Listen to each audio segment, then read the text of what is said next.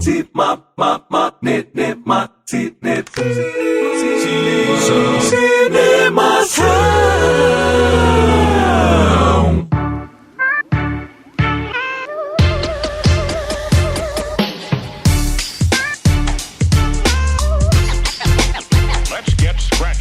bem-vindo ao podcast Cinemação 429. Eu sou Rafael Arinelli e o príncipe de Belé virou rei. Olá, eu sou a Júlia Bart do Fidedigno e se você não viu Um Maluco no Pedaço no SBT, você viu errado. É isso aí. Aqui é o Henrique Risato e hoje a gente vai falar assim do Fresh Prince of Philadelphia. Eu sou Daniel Cury e eu fico feliz que eu já tive a cerca de mais ou menos uns 10 metros do Will Smith. Olha, verdade. Vai contar essa história aqui. Segura aí, Dani. Não conta essa história aí. Não tem muito segredo. Para. Exatamente. Só na hora do tema principal. Só na hora do tema principal, exatamente. Muito bem, meus amigos. Estamos reunidos nesse podcast Cinemação 429 para fazer o primeiro programa do ano de biografia. Olha aí, todo ano a gente faz alguma biografia, né? Às vezes 1, 2, 3. Dessa vez estamos estreando a categoria agora em setembro. Demorou um pouco? Demorou, mas é porque tinha muita coisa, né, pra gente falar. E agora a gente resolveu começar a biografia esse ano com Will Smith, que ainda não foi tema, né? A gente ainda não contou a história de Will Smith. E para bater esse papo aqui, a gente tem a volta da nossa querida Júlia, que já esteve aqui com a gente no podcast Cinemação 421, né? Quando a gente falou sobre Chinatown. E Júlia, seja bem-vinda novamente aqui ao Cinemação. E eu queria que você contasse pra gente o que é o Fidedigno, o que vocês fazem por lá, o que é esse lugar aí na internet brasileira. Primeiro é um prazer estar aqui de novo. Sempre é bom estar falando sobre cinema em todos os lugares. E o Fidedigno, né? É um site de cultura pop, geek, onde a gente faz reviews, basicamente mais reviews, críticas sobre filmes, séries, livros, HQs, jogos, e a gente tem todas as mídias aí presentes, Instagram, Twitter, Facebook, na Twitch também, fazendo várias lives legais. Então acessem lá o fidedigno.com.br, né, e confiram nossos conteúdos. Cara, muito, muito legal o trabalho que vocês fazem lá.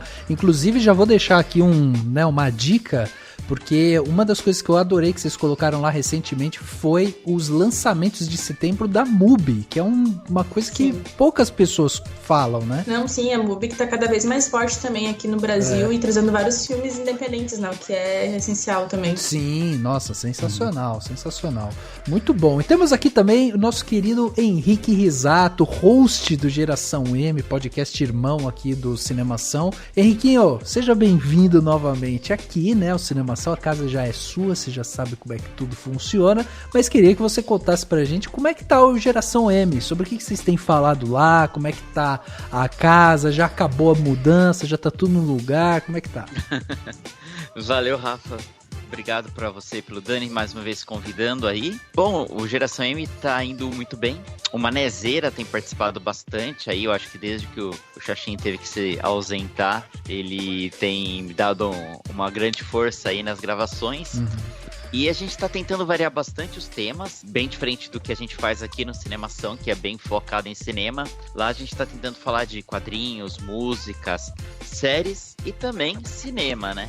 E o último capítulo que saiu nosso foi uma entrevista com a Elo D'Angelo, escritora, quadrinista, que tem um trabalho muito legal, e um dos trabalhos dela também mais conhecidos são as capas do podcast Mamilos. Sim, nossa, ela é demais, né? Um talento puro, né? Exato, muito, muito talentosa, muita gente boa, e praticamente a gente fez a biografia dela inteira em 50 minutos. Legal, show de bola. Cara, que demais ter vocês aqui, com certeza vai ser um papo muito legal aí sobre o Will Smith. Vamos então bater esse papo, né, sobre vida e obra de Will Smith, logo depois do Panorama. Panorama.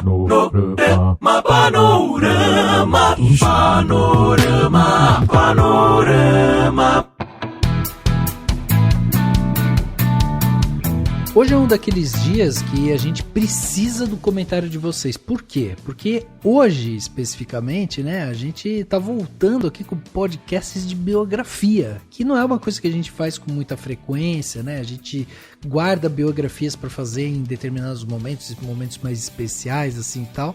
E, de repente, agora a gente tá vindo aqui para falar de Will Smith e seria legal receber esse feedback de vocês, inclusive com comentários, né, Dani? Às vezes tem alguém que a galera quer que a gente fale sobre, né? Sobre a vida dessa pessoa, né? Exatamente, pode ter alguém que você quer que a gente fale, pode ser que você odeie biografias, você pode falar, não tem problema. Pode ser que você não goste do Will Smith, entendeu?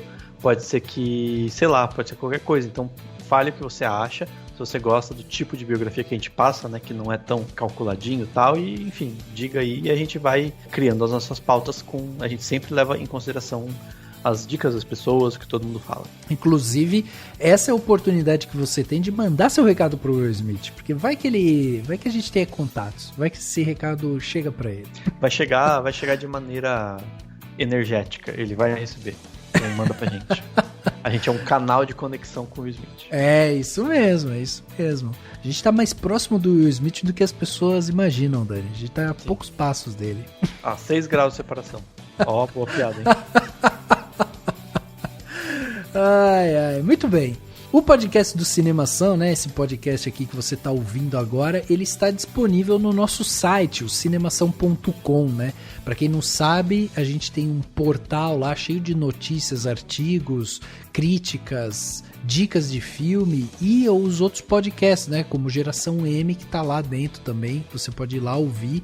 Então, esse podcast está dentro do cinemação.com e lá se concentra tudo que a gente faz, né, tudo que a gente produz de conteúdo e tudo que você quiser encontrar, né, de explicação que envolva o audiovisual, o cinema e tal, tá tudo lá, você pode procurar. Se não achar alguma coisa, manda pra gente, fala, pô, vocês podiam escrever um artigo sobre tal coisa, a gente também já vai produzir. Então é legal ter realmente essa interação e você conhecer, né, um pouco do trabalho que a gente faz fora do podcast. Para acompanhar o podcast em si, você pode adicionar ele nas suas plataformas de áudio preferidas, mas vale a pena você seguir a gente no Spotify, assinar na Apple Podcast e se inscrever no Google Podcast ou no Castbox, além de favoritar no Deezer, né? Assim você não perde nenhum episódio, porque você vai receber uma notificação sempre que um novo episódio aparecer. Inclusive no Spotify agora tem o lance do sininho também, igual do YouTube, sabe? Você entra lá, aperta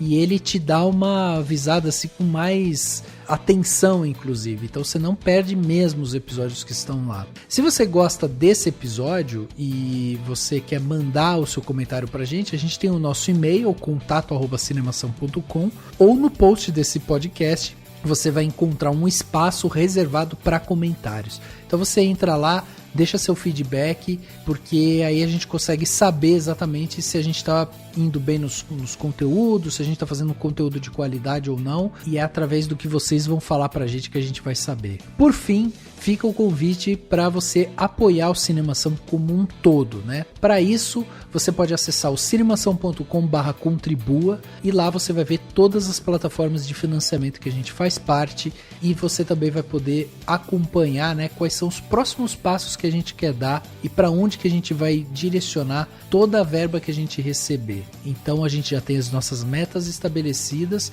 mas é com a sua contribuição que a gente vai continuar, né, vai continuar investindo em conteúdo aqui. Para contribuir de uma forma unitária, nós oferecemos também o Pix do Cinemação, que é o contato@cinemação.com, é a chave Pix, é o nosso e-mail.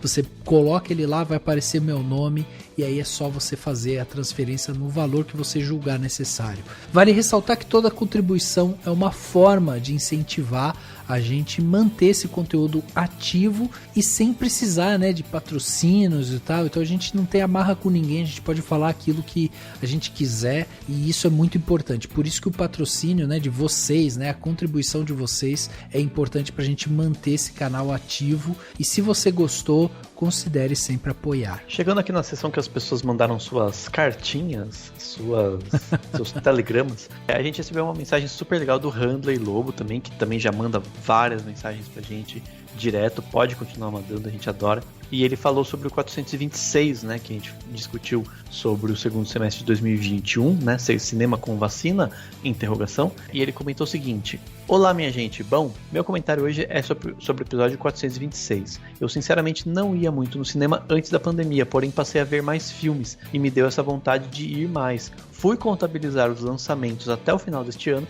que eu tenho interesse em ver, e deram 15 estreias, sendo que o ano tem mais 18 semanas. Ou seja, praticamente um por semana. O meu bolso que lute. E em um certo momento, comentaram sobre ter expectativas de um filme e depois de assistir, achar ele ruim. Desde a primeira versão de Esquadrão Suicida em 2016, eu não assisto mais quase nenhum trailer de filme ou série e não costumo ler sinopses, vou por indicação ou por boost apenas mesmo. Faço isso para não criar expectativas e é uma das melhores coisas. Passei a apreciar mais os filmes dessa forma porque não tem expectativa a ser quebrada, apesar de que às vezes acontece de assistir filmes bem ruins. Enfim, para não perder o costume, vai aqui meu plano detalhe da vez: a animação peruana-holandesa Aimbo, Spirit of the Amazon, que será lançado no final de setembro nos cinemas, se passando na Amazônia e contando a história de uma garota que, junto com os espíritos animais da Amazônia, tenta proteger a floresta contra a ganância, exploração de crianças, extração de madeira e mineração ilegal. Enfim, muito boa a mensagem do Handley, né? Ele comentou sobre não ver trailers de filmes. Eu não tento não ver, mas às vezes é inevitável. E mesmo com notícia, a gente às vezes fica com expectativa só pelas notícias, mas isso é muito bom tentar, né? Não ficar sabendo demais dos filmes. Então é uma boa dica do Handley. E muito legal esse plano detalhe. Vamos ficar de olho também nesse lançamento de animação aí, com certeza vai valer muito a pena.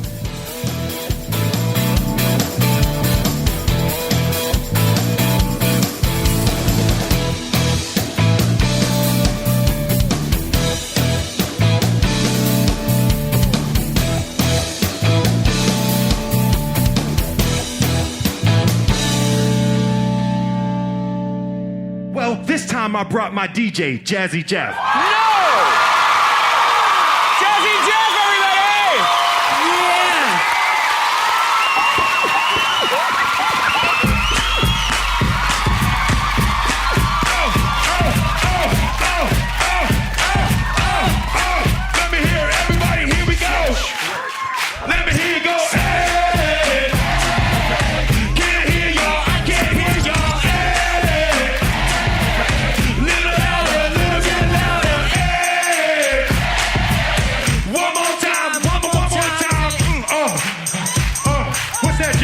What's that, Jeff? Here we go. Yo.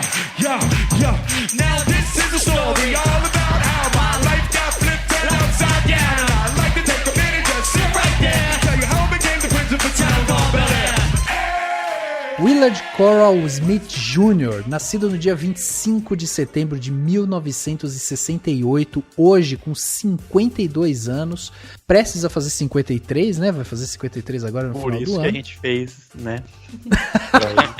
Tudo tem um porquê. Pra comemorar, é parte das comemorações oficiais do aniversário dele. Exatamente. Inclusive fomos contratados, né, pela empresa dele e tal, pra estar aqui falando. Mas enfim, o Will, né, conhecido já como Will Smith, né, o seu nome artístico aí, é ator, rapper, produtor, apresentador, escritor e tem muita coisa bacana que ele faz além disso, né.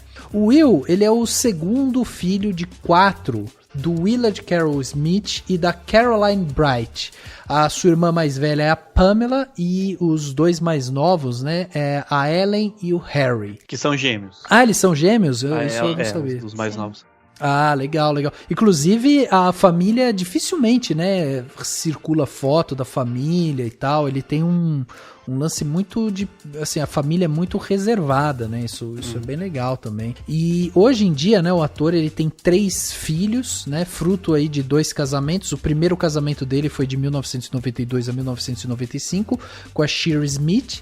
E ele teve com ela o Willard Carroll Smith III. Pois é, o Will Smith é desses caras que tem o pai que é o sênior, ele que é o júnior, e ele tem um filho que é o terceiro. Se fosse brasileiro, ia ser o neto, né? O neto. Exatamente.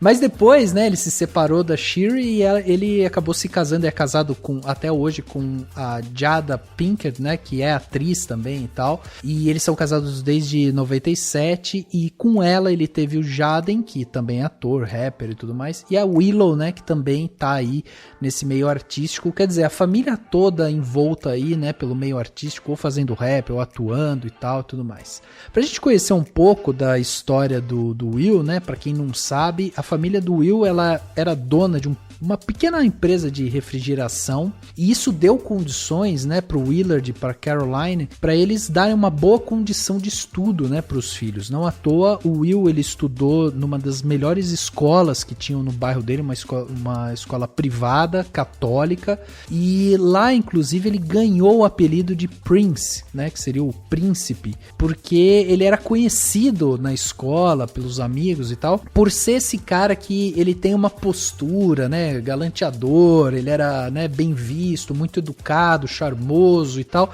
e tinha também uma boa lábia, sabe? Ele sabia era falar safo. bem. Muito safo, exatamente.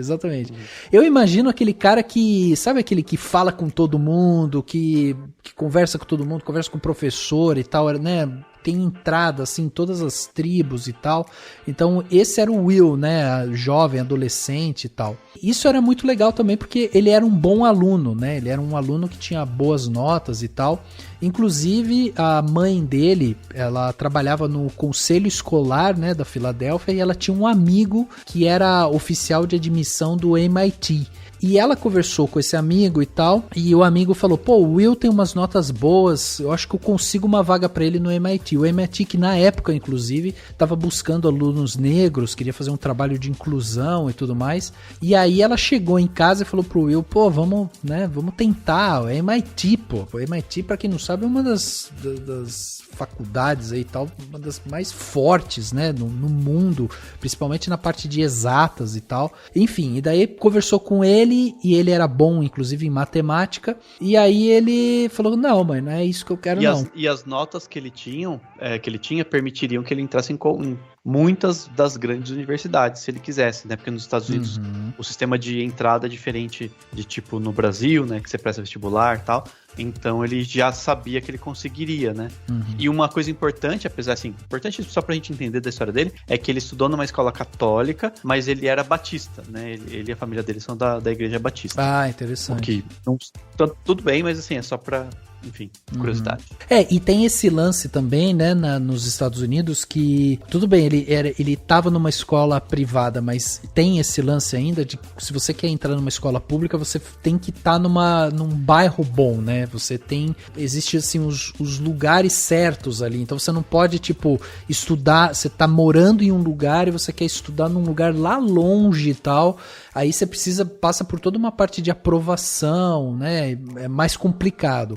Se você hoje quer estudar num lugar bom e você mora num lugar bom, um bairro bom, aí o processo é mais simples justamente por conta disso, da localização. Agora, no caso dele, ele morava numa escola privada e os pais tinham essa ideia de que eles precisavam investir muito na educação, né, dos filhos, justamente para que eles conseguissem prosperar na vida. Só que isso foi interessante, porque essa ideia de estudo dos pais não encaixou com a ideia de vida do Will, né? Porque quando a mãe chega e fala, pô, consegui uma vaga no MIT pra você, e ele não quer, que ele diz, né, que não era a intenção dele ir pra faculdade, é porque com 16 anos de idade, ele já tava fazendo rap com o Jeff Tones, e aí eles formaram aquela dupla, que foi a dupla que praticamente iniciou ele, né, na vida artística, que era a dupla do DJ Jazzy Jeff, né, e o The Fresh Prince, que era o próprio Will, né? Que é o Jazz, né?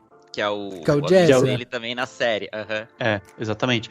E é interessante porque, assim, eles se conheceram justamente porque ele foi numa festa, né, o Will Smith foi numa festa em que o Jazzy Jeff, né, ia se apresentar junto com um outro cara, porque né, que é o DJ e o Hype Man, que eles chamam, né, que é o músico que faz um suporte pro rapper principal, é o que fica dando meio que as respostas e tal. E nessa festa que o Will foi, o Jazzy Jeff tava sem o Hype Man, não sei, acho que o cara chegou atrasado, ia atrasar pra festa, sei lá, e ele meio que se propôs a ser, e na hora mesmo todo mundo gostou, disse que quando chegou o Hype Man oficial, ninguém nem queria o cara, nem o próprio Jazzy Jeff não quer, o Will Smith é mais legal e sabe melhor, e faz bem. Então foi meio que assim, eles já, no começo já tiveram uma liga muito forte, e já viraram uma dupla, já começaram a se apresentar pra caramba, né, e no começo, assim, logo depois, né, que ele se formou no colégio, eles já foram, assim, gravaram um álbum, fizeram sucesso, tiveram um hit algum hit nas paradas de sucesso, foi um negócio bem rápido, mas ao mesmo tempo, vale lembrar que nesse período o rap ainda era nicho, né, muito, muito específico para um público e tal, que ouvia rap. Hoje, por exemplo, né, o rap é praticamente um dos principais ritmos musicais que tem. Qualquer cantor pop tem um rapper que tá junto, né, tem rappers que estão nas paradas, assim, tipo, estourando absurdamente. Na época era um pouco menos, o rap ainda era, inclusive, mais marginalizado, né? Assim. Exato. Em relação àquilo que o Daniel falou, também dá pra lembrar que nessa época dos anos 80 ali, quando o Will tava fazendo rap e tudo mais, o rap era muito marginalizado também, e as letras eram bem mais agressivas, então ali quando o Will surge fazendo o rap, né, ele já também surge com outra vertente, tipo, tirando tanto a questão das letras mais agressivas e que falavam muitos palavrões, ele focava muito em algumas vivências bem mais pessoais dele também, que tinham um tom engraçado, então já trazia o tom cômico dele mesmo.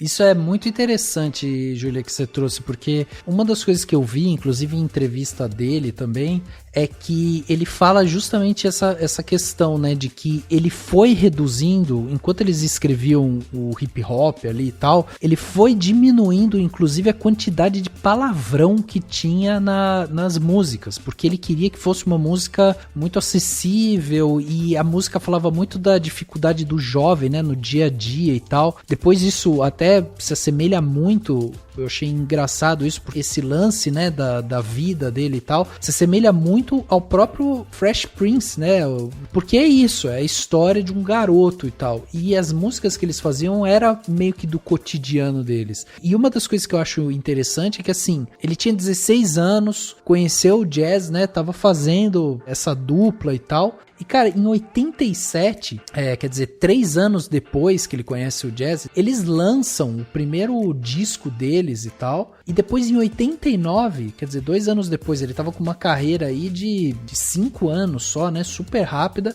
Eles ganham um Grammy de rap. Quer dizer, foi um estouro realmente. E aí, pô, você olha pra esse cara, vê que ele tá indo muito bem, né, no rap. E aí vai se tornando uma dupla, né, muito popular nos anos 80, 90. E aí a galera vai falando, pô, então é isso, né? Foi isso que aconteceu. Foi daí que o Will Smith veio. Então, foi isso que colocou ele no cenário artístico.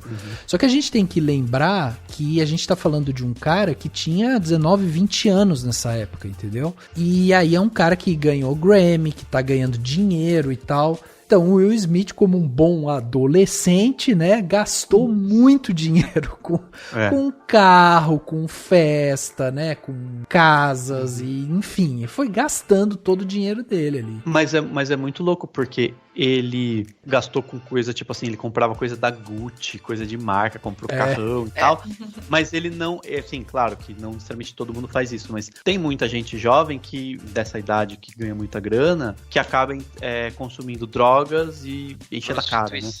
Não, simplesmente prostituição. Mas eu pensei exatamente isso. Ele não fez nada disso, não tem nenhum relato de, ele teve abuso de drogas, abuso de álcool. Pelo contrário, ele era super, tipo, nunca usou drogas, assim. De dar bons exemplos, né? E ele não bebeu, ele chegou, ele meio que fez uma promessa pra si mesmo, de que ele ia, enfim, ser o melhor que ele pudesse como artista, e que ele ia focar no trabalho dele. Ele chegou a ficar 10 anos, mais ou menos nesse período, 10 anos sem consumir nenhuma bebida alcoólica, né? Totalmente sem beber bebida alcoólica. Hoje, imagino que talvez ele, obviamente, deve beber uma cerveja e um vinho, né? Numa boa, sem ser, né? Sem problema. Socialmente. Mas é assim, ele foi mega careta, vamos dizer assim. Enfim, e é uma coisa que não se espera, né? E foi muito, e é interessante ver, porque analisando, vendo a história dele, a gente entende que foi muito da criação dele. Ele teve uma criação muito... O pai dele era muito rígido, mas ao mesmo tempo carinhoso, não era nenhum pai autoritário demais. Até porque acho que se fosse, ele não deixaria ele cantar rap, né, enquanto estava na escola. Exatamente. Mas, tipo, era uma família bem... diz que ele e os irmãos deles chegavam a quebrar um muro e construir o muro durante as férias da loja do pai, só pra ganhar experiência e ter um trabalho, sabe? Assim, ter algo a ser feito e tal. Então eles tinham muito disso. Então isso vem muito dele, essa coisa de, sabe assim, de ser o melhor.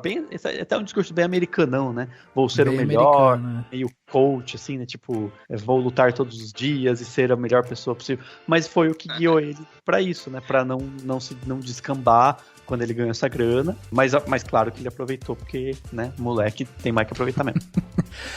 E é interessante porque se a gente for fazer até um paralelo, a gente já fez uma biografia aqui do Denzel Washington, né? Que tem uma base de educação também muito forte e tal.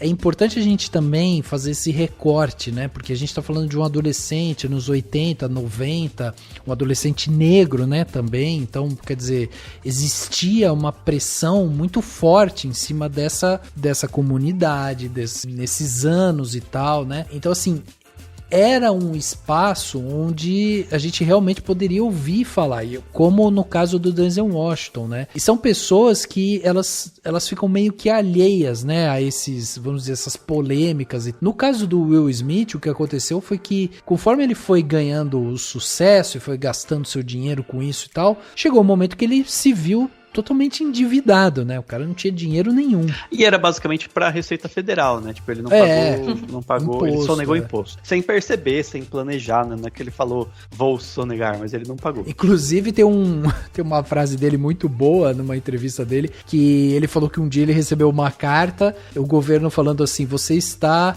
ignorando os seus pagamentos, né? Aí ele fala assim, eu não estava ignorando, eu simplesmente não estava pagando, eu sabia que eu tinha que pagar, só não estava pagando. Vi. Muito bom. Daí ele fala, cara, o Bill Gates paga, por que eles queriam o meu dinheirinho, sabe? Ó o que aconteceu com Wesley Snipes, hein? Pois é. Mas assim, ele ficou endividado, né? Isso acabou trazendo alguns problemas para ele, justamente porque daí, né, ele foi acumulando essas dívidas que foram ficando cada vez mais altas e tal. A Receita Federal em cima, né, ali dele. E aí surge essa ideia ali em 1990 do Maluco do Pedaço, onde, através ali do Benny Medina, né, que era o cara que fez a produção da série e tudo mais, eles bolam esse negócio, essa sitcom, chamam o Will pra fazer o papel principal, inclusive, né, ele é uma das primeiras pessoas que é chamada pra fazer o Maluco do Pedaço, e aí na conversa com ele ali, ele inclusive ajuda na criação do personagem, né, no desenvolvimento do personagem. E aí tem essa história também muito legal que, enquanto eles estão ali desenvolvendo os personagens e tudo mais, o Benny vira pra ele e fala assim, bom, vamos escolher o nome dos personagens. Aí eles ficam numa coisa, tá, como que vai ser, qual que vai ser o nome e tudo mais, tá todo mundo pensando e tal, e aí o Will tá ali dando algumas sugestões de nome de personagem. Daí o Benny vira pra ele e fala, cara, você tem que escolher um nome que seja um nome bom, porque se essa série bombar, vão te chamar desse nome pro resto da vida. E aí, obviamente, que o Will Smith, com esse cara, um cara inteligentíssimo, né, resolve que seu personagem se chamará Will Smith. Gênio. Tanto Gênio, que né? até hoje chamam o Alfonso, né, que é o ator que faz o Carlton, de Carlton, né? De Carlton, exatamente. Exatamente. Não, e outra coisa também, que eles colocaram a série muito rápido na TV, assim, foi em menos de, acho que em menos de um mês já estavam rodando o primeiro piloto. Então foi algo bem rápido, realmente, porque pra aproveitar aquele momento ali que o Will tava bombando, né? Aham. É interessante da gente ver, porque ele já era um cara, tipo, de talento que o mercado já olhava pra ele diferente, né? E tem também, não sei se em quais emissoras, né, que passavam, mas estavam bombando também séries típicas que mostravam, tipo, famílias de classe média negras, né? A mais famosa na época era a do Cosby, né? The Cosby Show. The Cosby Show, né? Que era super famosa. Então, muito provavelmente também foi nesse sentido, de, tipo, aproveitar também, né? Tipo, com concorrência e tal, para que outras séries não, né? Na guerra das emissoras, imagino que a emissora quis também estrear logo também, né? Well, it's all right to be angry. Hey, why should I be mad? I'm saying, at least he said goodbye this time. I just wish I hadn't wasted my money buying this stupid present. I'm sorry. If there was something that I Hey, could you know what? You ain't got to do nothing, Uncle Phil. Hey, ain't like I'm still 5 years old, Ain't like I'm gonna be sitting up every night asking my mom, when's Daddy coming home, Who needs him? Hey, he wasn't there to teach me how to shoot my first basket, but I learned, didn't I? Hey, I got pretty damn good at it too, didn't I, Uncle Phil? Got through my first date without him, right? I learned how to drive, I learned how to shave, I learned how to fight without him. I had 14 great birthdays without him. He never even sent me a damn card. To hell with him! Anos 90 nos Estados Unidos foi muito rico em sitcoms, né? Tinha, né, em 94, daí Fresh Prince estava quase acabando. Mas daí começou Friends, tinha o Full House, né? Seinfeld, tinha Seinfeld, o mesmo Anos Incríveis, tudo comecinho lá dos anos 90. Frasier, que também é bem legal. Não, então, mas a maioria, assim, as séries, né, consideradas mais parecidas, são as que mostram famílias negras de classe média. E o Fresh Prince é meio que um meio termo, porque você não tem uma classe média, né? Você tem já uma pessoa mais rico e o Will, o personagem dele, que é pobre e vai morar com eles. Então você tem um choque, né? Então você também tem uma diferença aí substancial, né? Entre essa sitcom e as outras, né? Cara, e aí que tá, né? Aí que mora a genialidade dessa série, né? Porque O Maluco num Pedaço, né? Como ficou conhecido no Brasil e tal, é uma série que teve aí 6 anos, né? Que ela ficou no ar de 1990 a 1996. 6 temporadas, mais de 140 episódios. É muita coisa. E aí... é aí que eu acho que mora a genialidade, no sentido de que você cria uma narrativa que ela é universal, entendeu? Você pode posicionar ela dentro dos Estados Unidos, no bairro luxuoso da Califórnia e tal, mas o lance de você pegar um garoto como o Will, né, que era um jovem de origem humilde e tal, que vai morar com a família dele, né, um lado da família dele que mora nesse bairro luxuoso e tudo mais, e ele é abandonado pelo pai, ele tem toda uma questão ali, né, de vivência que é totalmente diferente. E aí, quando você posiciona esse garoto dentro desse bairro, isso se conecta com todas as pessoas. Por isso que essa série ela passou em tantos lugares do mundo, né, em várias línguas diferentes e tal, e foi a série que realmente reposicionou o Will Smith no mercado, daí já pensando, né, na carreira como ator. Inclusive, quando você pega a primeira temporada e você vai vendo a primeira temporada e tal, depois quando você chega ali na terceira, por exemplo, tipo no meio da série, né, é impressionante a diferença de atuação do Will Smith, assim, como ele muda completamente o range, sabe, dele de atuação. Tipo, ele começa a criar variações, ele evolui muito rápido, e isso é um detalhe que daí vem da personalidade do Will Smith, que é uma coisa que inclusive ele fala muito, né, que ele é um cara muito determinado, assim. Então essa história que o Dani falou, inclusive, dele ter ficado 10 anos sem beber álcool e não sei o que, fazia parte do plano dele de carreira, plano de determinação que ele tinha ali, de ter sucesso no rap, depois ter sucesso, né, sendo como ator e tal. Então ele é um cara que senta, estuda, entende e tal, e isso também acabou ajudando ele, né, na carreira cinematográfica. Agora, Um Maluco no Pedaço é inclusive o que ele fala hoje, né, que é a série que, não importa pra onde ele vai, ele é reconhecido por essa série. Tipo, tem lugares que os filmes dele nem chegaram direito e tal, ele chega lá, o pessoal chama ele de Will, chama ele de Prince, né? Só de Prince, que por acaso também era o apelido dele antes, né? Então, assim, é tudo muito... isso que eu acho interessante, sabe? Que é uma série que ela é universal, mas ela tem um lance de pessoal com ele que conversa com muitas pessoas, entendeu? Tem até uma história que dizem que ele, no começo, né, que tu comentou, no começo da série, ele atuava bem razoavelmente mesmo, e daí ele até decorava as falas dos outros personagens pra conseguir entrar no tempo e aí conseguir falar as próprias falas dele, pra conseguir acompanhar o ritmo da cena, né? E sobre essa questão de chegar ao público, né? Eu acho que talvez o Maluco do Pedaço foi a primeira série onde eu vi pessoas negras que eram ricas. Então eu acho que isso é muito emblemático, sabe, pra gente, assim, no Brasil ainda mais, entende? Então é realmente muito universal, assim, a história. Isso é Exatamente. muito legal. Inclusive tem uma passagem no Maluco do Pedaço que eu acho que é um dos auges dele. Não sei se vocês lembram dessa cena, que é a cena quando ele fala, o personagem do Will fala do próprio pai, né? E ele tá tendo um diálogo com o tio, né, dele. Ele tá falando com o tio Philip, né? E ele tá falando sobre o pai.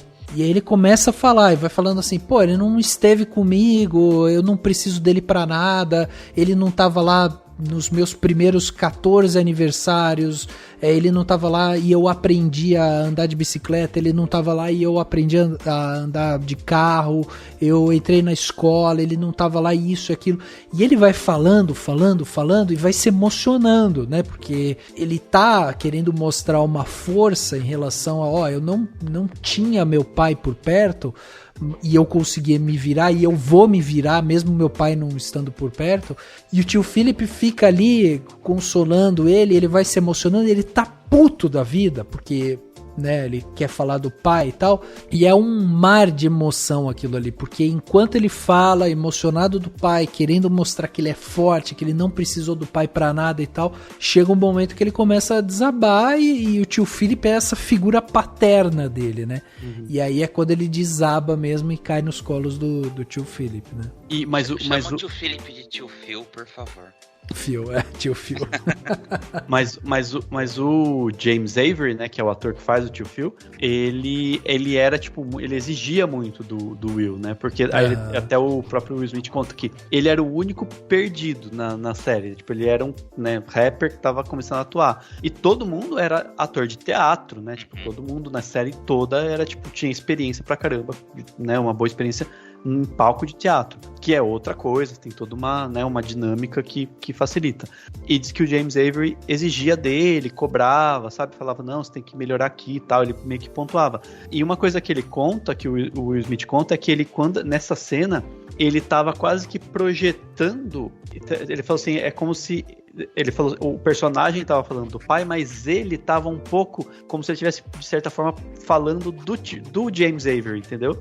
Porque ele queria a valorização dele. Ele falou assim, é o personagem querendo a valorização do pai e ele querendo a valorização do James Avery, se dedicando na atuação para ter a valorização dele, do colega, que era uma figura paterna, de certa forma, tal. Então, e é interessante isso porque nesse período, né, enfim, enquanto ele fazia Fresh Prince, ele fez os primeiros filmes dele.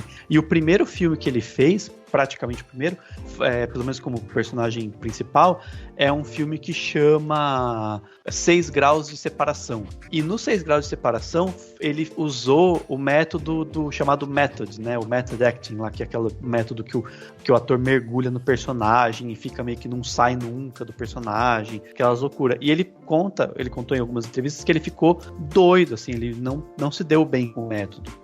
Ele não se encaixou no jeito, ele ficou meio mal depois do filme e tal. E daí ele depois, hoje, né, ele atua de uma forma que acho que muitos atores, inclusive, fazem, que é usar a experiência própria do ator para projetar no personagem aquilo que o personagem tá sentindo no momento e tal.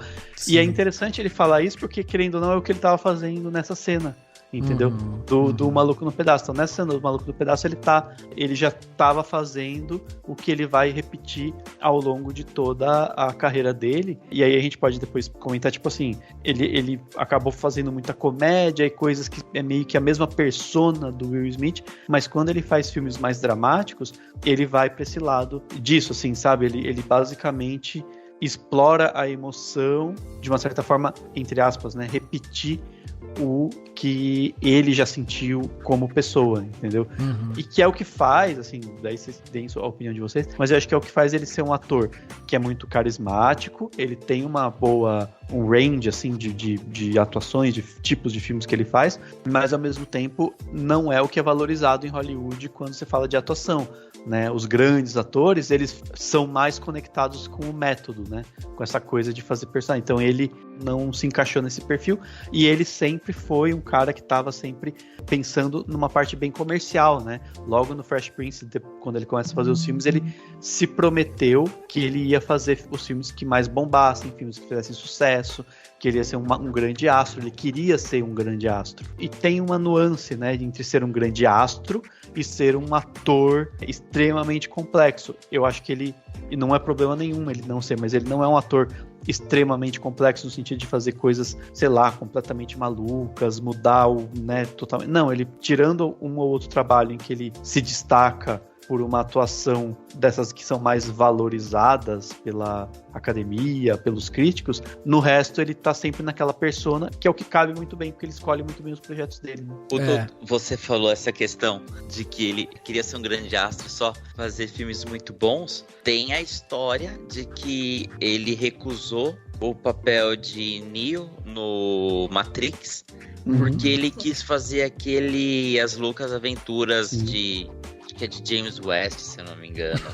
Aquele Wild West, né? Que foi o maior fracasso da história dele. Sim, foi O filme é horrível, assim. Eu lembro de ter ido assistir no cinema até esse. Mas era, tipo, a ambição. Ele falou, era baseado num seriado antigão. Ele falou, nossa, isso daqui vai bombar. Feio.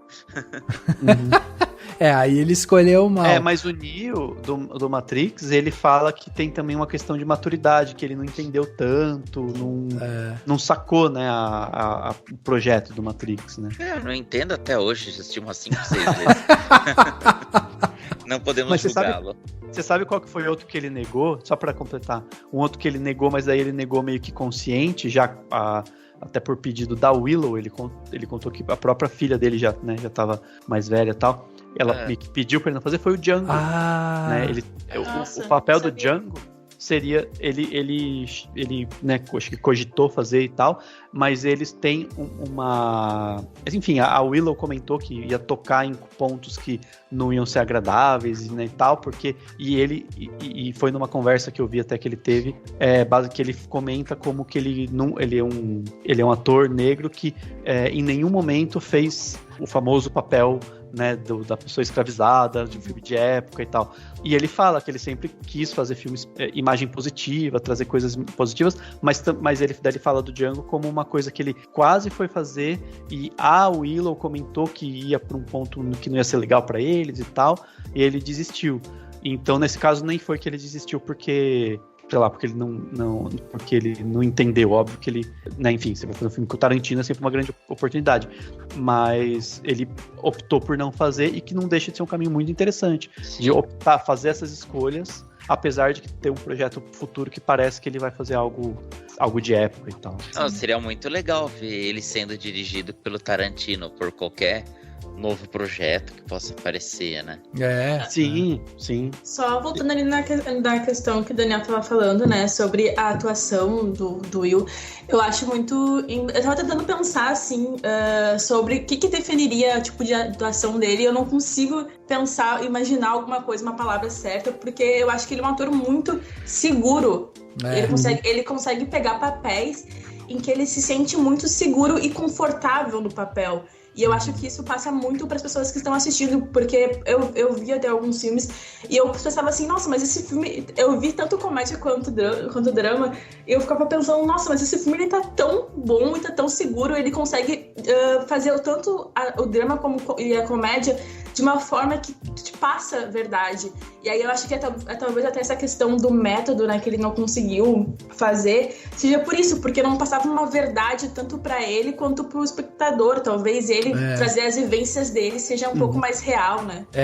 Eu acho isso bem interessante, porque até a gente tem algumas coisas aqui que eu acho interessante da gente pensar, né? A primeira é que esse primeiro filme que ele foi protagonista, né, o 6 Graus de Separação, que o Dani falou, ele anteriormente, né, em 92 e em 93 também ele lançou um outro filme. Ele tinha lançado em 92 A Lei de Cada Dia, depois ele fez Feita por Encomenda. Nos dois ele é coadjuvante e tal, mas foram as primeiras experiências dele cinematográfica, né? Aí ele cai de paraquedas aí nesse filme, ele já tava fazendo um puta sucesso ali, né, com Fresh Prince of Bel-Air, e aí ele cai nesse filme, é protagonista, né, dos 6 Graus de Separação, e quando ele termina de fazer o filme, ele gosta da experiência do cinema, e ele resolve que esse pode ser um caminho.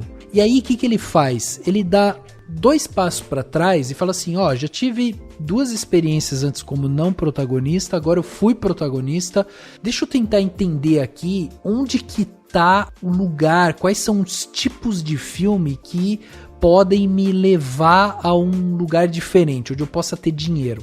Até porque nesses primeiros filmes que ele faz, o cachê dele não tá tão alto, mesmo ele sendo já a estrela de uma série de TV muito popular e tudo mais, o cachê dele ainda não tá tão alto. Lembrando que as primeiras temporadas do Maluco no Pedaço, 70% da grana que ele levava era pra pagar as dívidas. Foram as 3 primeiras temporadas, cara, você tem noção? Tipo, foram 3 anos que ele mal recebia porque ele tinha que pagar as dívidas. Isso é incrível, né? O quanto que ele acumulou de dívida. Mas enfim, daí ele se vê, a necessidade dele é essa. Bom, eu tô aqui fazendo essa série, eu preciso ganhar uma grana e tal, preciso ir pro nicho de cinema que paga mais, e preciso ir pro um nicho do cinema que paga mais e paga bem, entendeu?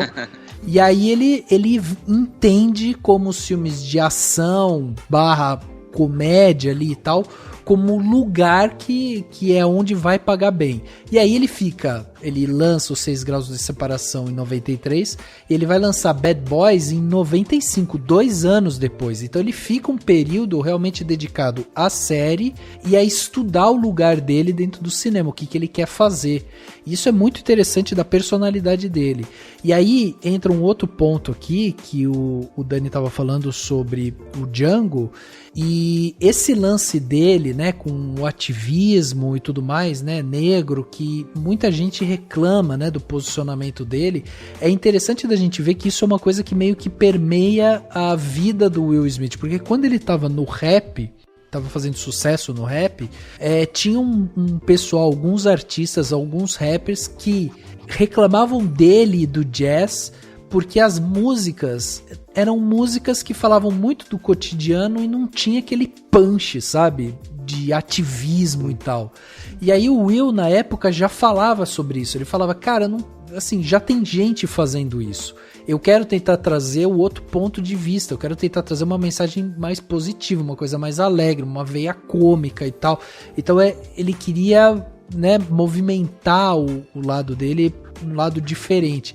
E eu acho isso interessante porque, primeiro, a gente entende que há palco para todo tipo de movimento, né? Isso é muito legal.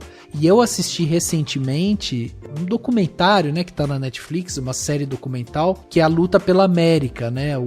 Sobre a 14ª emenda dos Estados Unidos, que é apresentado pelo Will Smith e que conta toda a história da 14ª emenda e tal, toda a luta, né, pela liberdade e proteção igualitária, né, para todos os cidadãos e tal. E daí vai contar a história lá do Martin Luther King, do Frederick Douglass e tal, umas histórias muito legais e aí você tem a apresentação do Will Smith. Então, assim, eu acho interessante da gente vendo isso, né? Que ele foi se posicionando, inclusive, nessa questão do ativismo de uma outra forma, que gera críticas por algumas pessoas e que é admirado por outras, mas o que isso trouxe para ele foi que ele hoje tem uma penetração, né, em vários públicos, de várias idades diferentes e tal, porque ele se tornou esse cara que era aquele cara da escola, né, ele é o Prince, né, ele é o cara que todo mundo olha e fala, pô, esse cara aqui dá pra escutar e tal, ele tem um didatismo no discurso dele que é muito interessante também. $105,000 and this happens to be one of the fastest production cars on the planet. 0 to 60 in 4 seconds, sweetie. This is a limited edition. You damn right it's limited. No cup holder, no back seat, just a shiny dick with 2 chairs in it. I guess we the balls just dragging the fuck along.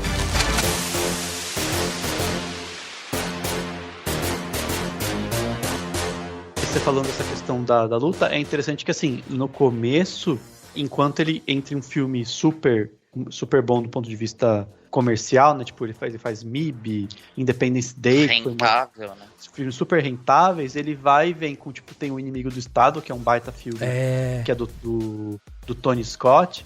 Um pouco depois, ele vem com o Ali, né? Alguns anos depois, ele vem com o Ali, que é do Michael Mann, que consegue tirar uma das melhores atuações, se não a melhor atuação dele. Filme biográfico. Biográfico, né? Do Ali. Aliás, os 2 filmes que ele conseguiu... Ele conseguiu... Pegou 2 indicações ao Oscar. Fazendo o Ali, fazendo A Procura da Felicidade, que é um personagem real também.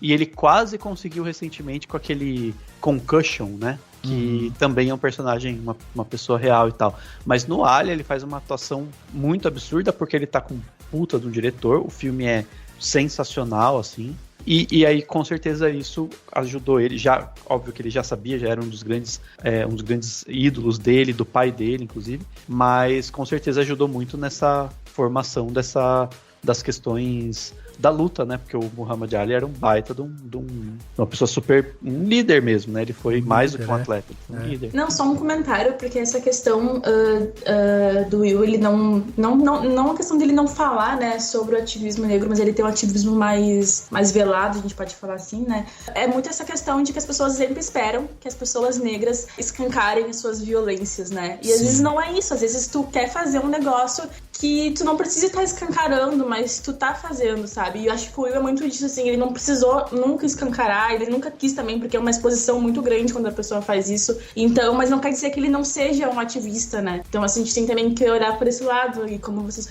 falaram, trouxeram que ele esteve em produção em filmes que tinham sim, que eram sim filmes ativistas, mas não era algo que ele realmente queria escancarar, porque às vezes não convém, às vezes tu não tá com vontade, tudo bem, né? Exato. E quando ele foi cobrado se posicionar, vamos dizer assim, ele se posicionou, né? O próprio caso do George Floyd, ele se posicionou, ele apareceu, ele fez as declarações e tal. Então, assim, é um cara que ele leva, na verdade, a luta racial por um caminho diferente. O que eu acho interessante é justamente isso, é que a gente precisa entender que essas lutas, elas têm que ter palco em vários níveis e com vários discursos diferentes. O importante é justamente elas não cessarem, né? Elas precisam estar sempre ativas. Mas, e tal. E o lugar que ele ocupa é muito importante e talvez seja isso a maior luta dele. Por exemplo, em 2013, ele foi considerado o astro mais lucrativo do mundo pela Forbes. né? E 17 dos 21 filmes que ele estrelou acumularam ganhos de mais de 100 milhões de dólares cada um, né? Somando a bilheteria, ele fez uma bilheteria de 7,5 bilhões. Todos os filmes, né, que ele fez. Tal. E até pra mais, né? Ele atrai público, né? Não é só o filme pelo filme. É tipo, é o novo filme do Will Smith. Então tem muita gente que vai assistir por ele. Às vezes não sabe nem a sinopse, a premissa básica do filme lá.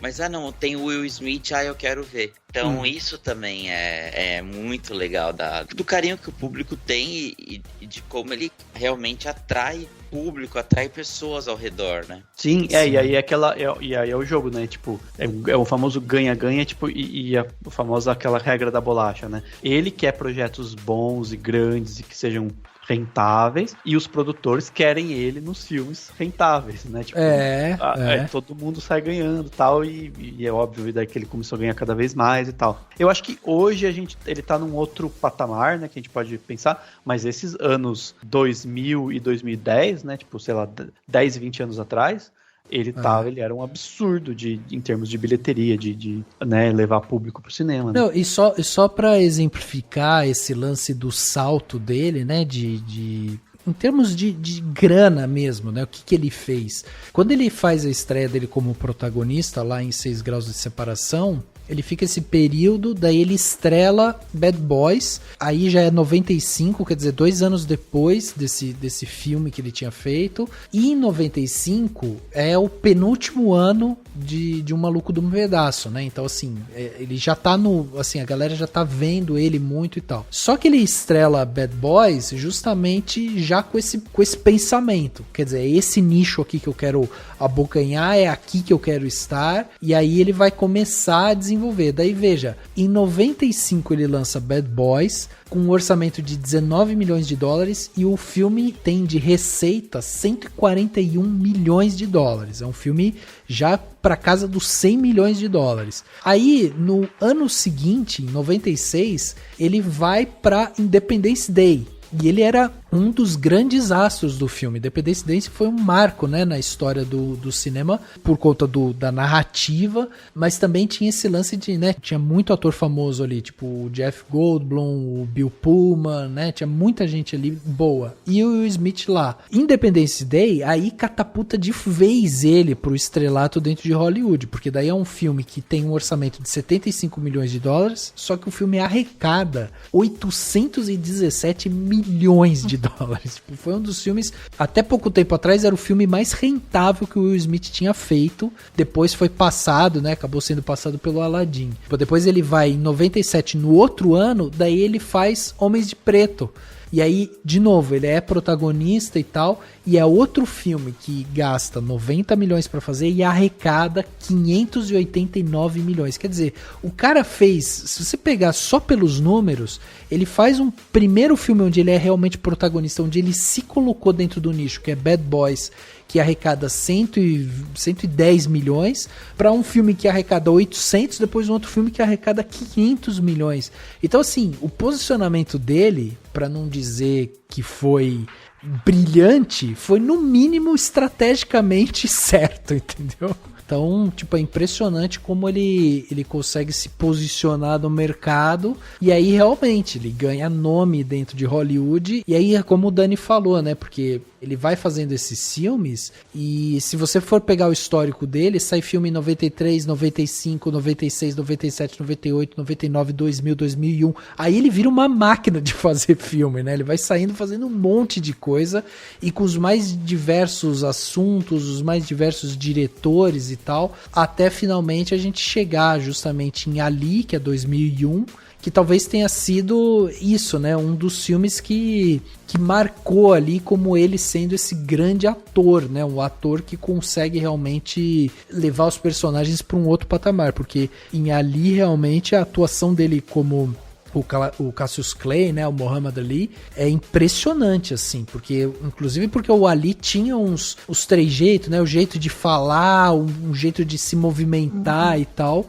e a gente vê tudo isso ali. O Will Smith consegue imprimir tudo isso na tela, né? E assim, nesse de fazer filmes comerciais, pro lado da crítica, claro que não tanto faz, porque ele, né, não é o objetivo dele, não tem problema nenhum, mas tinha ele, tipo, ele era um astro, né? Assim, ele é um astro, ele é uma persona, ele é uma figura importante, rentável, mas acho que é no Ali que ele ganha a crítica, tanto que ganha a indicação ao Oscar, né? Que ele ganha o olhar de pessoas que não olhavam tanto pra ele, né? E o filme é excelente, num grau absurdo. Eu acho esse filme muito, muito bom, né?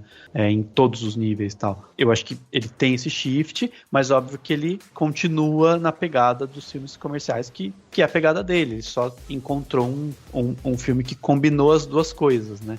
Tanto que o Ali nem foi nenhuma grande bilheteria, né? Desses filmes que... Não, Esses filmes que são indicados ao Oscar tendem a ter bilheterias mais baixas comparados aos grandes blockbusters e tal, né? Sabe, eu não me incomodo muito com a questão dos filmes comerciais, porque eu acho que talvez sejam os filmes que eu mais lembro, assim, do Will Smith, na verdade. Eu tava pensando, assim, os Bad Boys, o Independence Day e Homens de Preto foi antes de eu nascer ainda.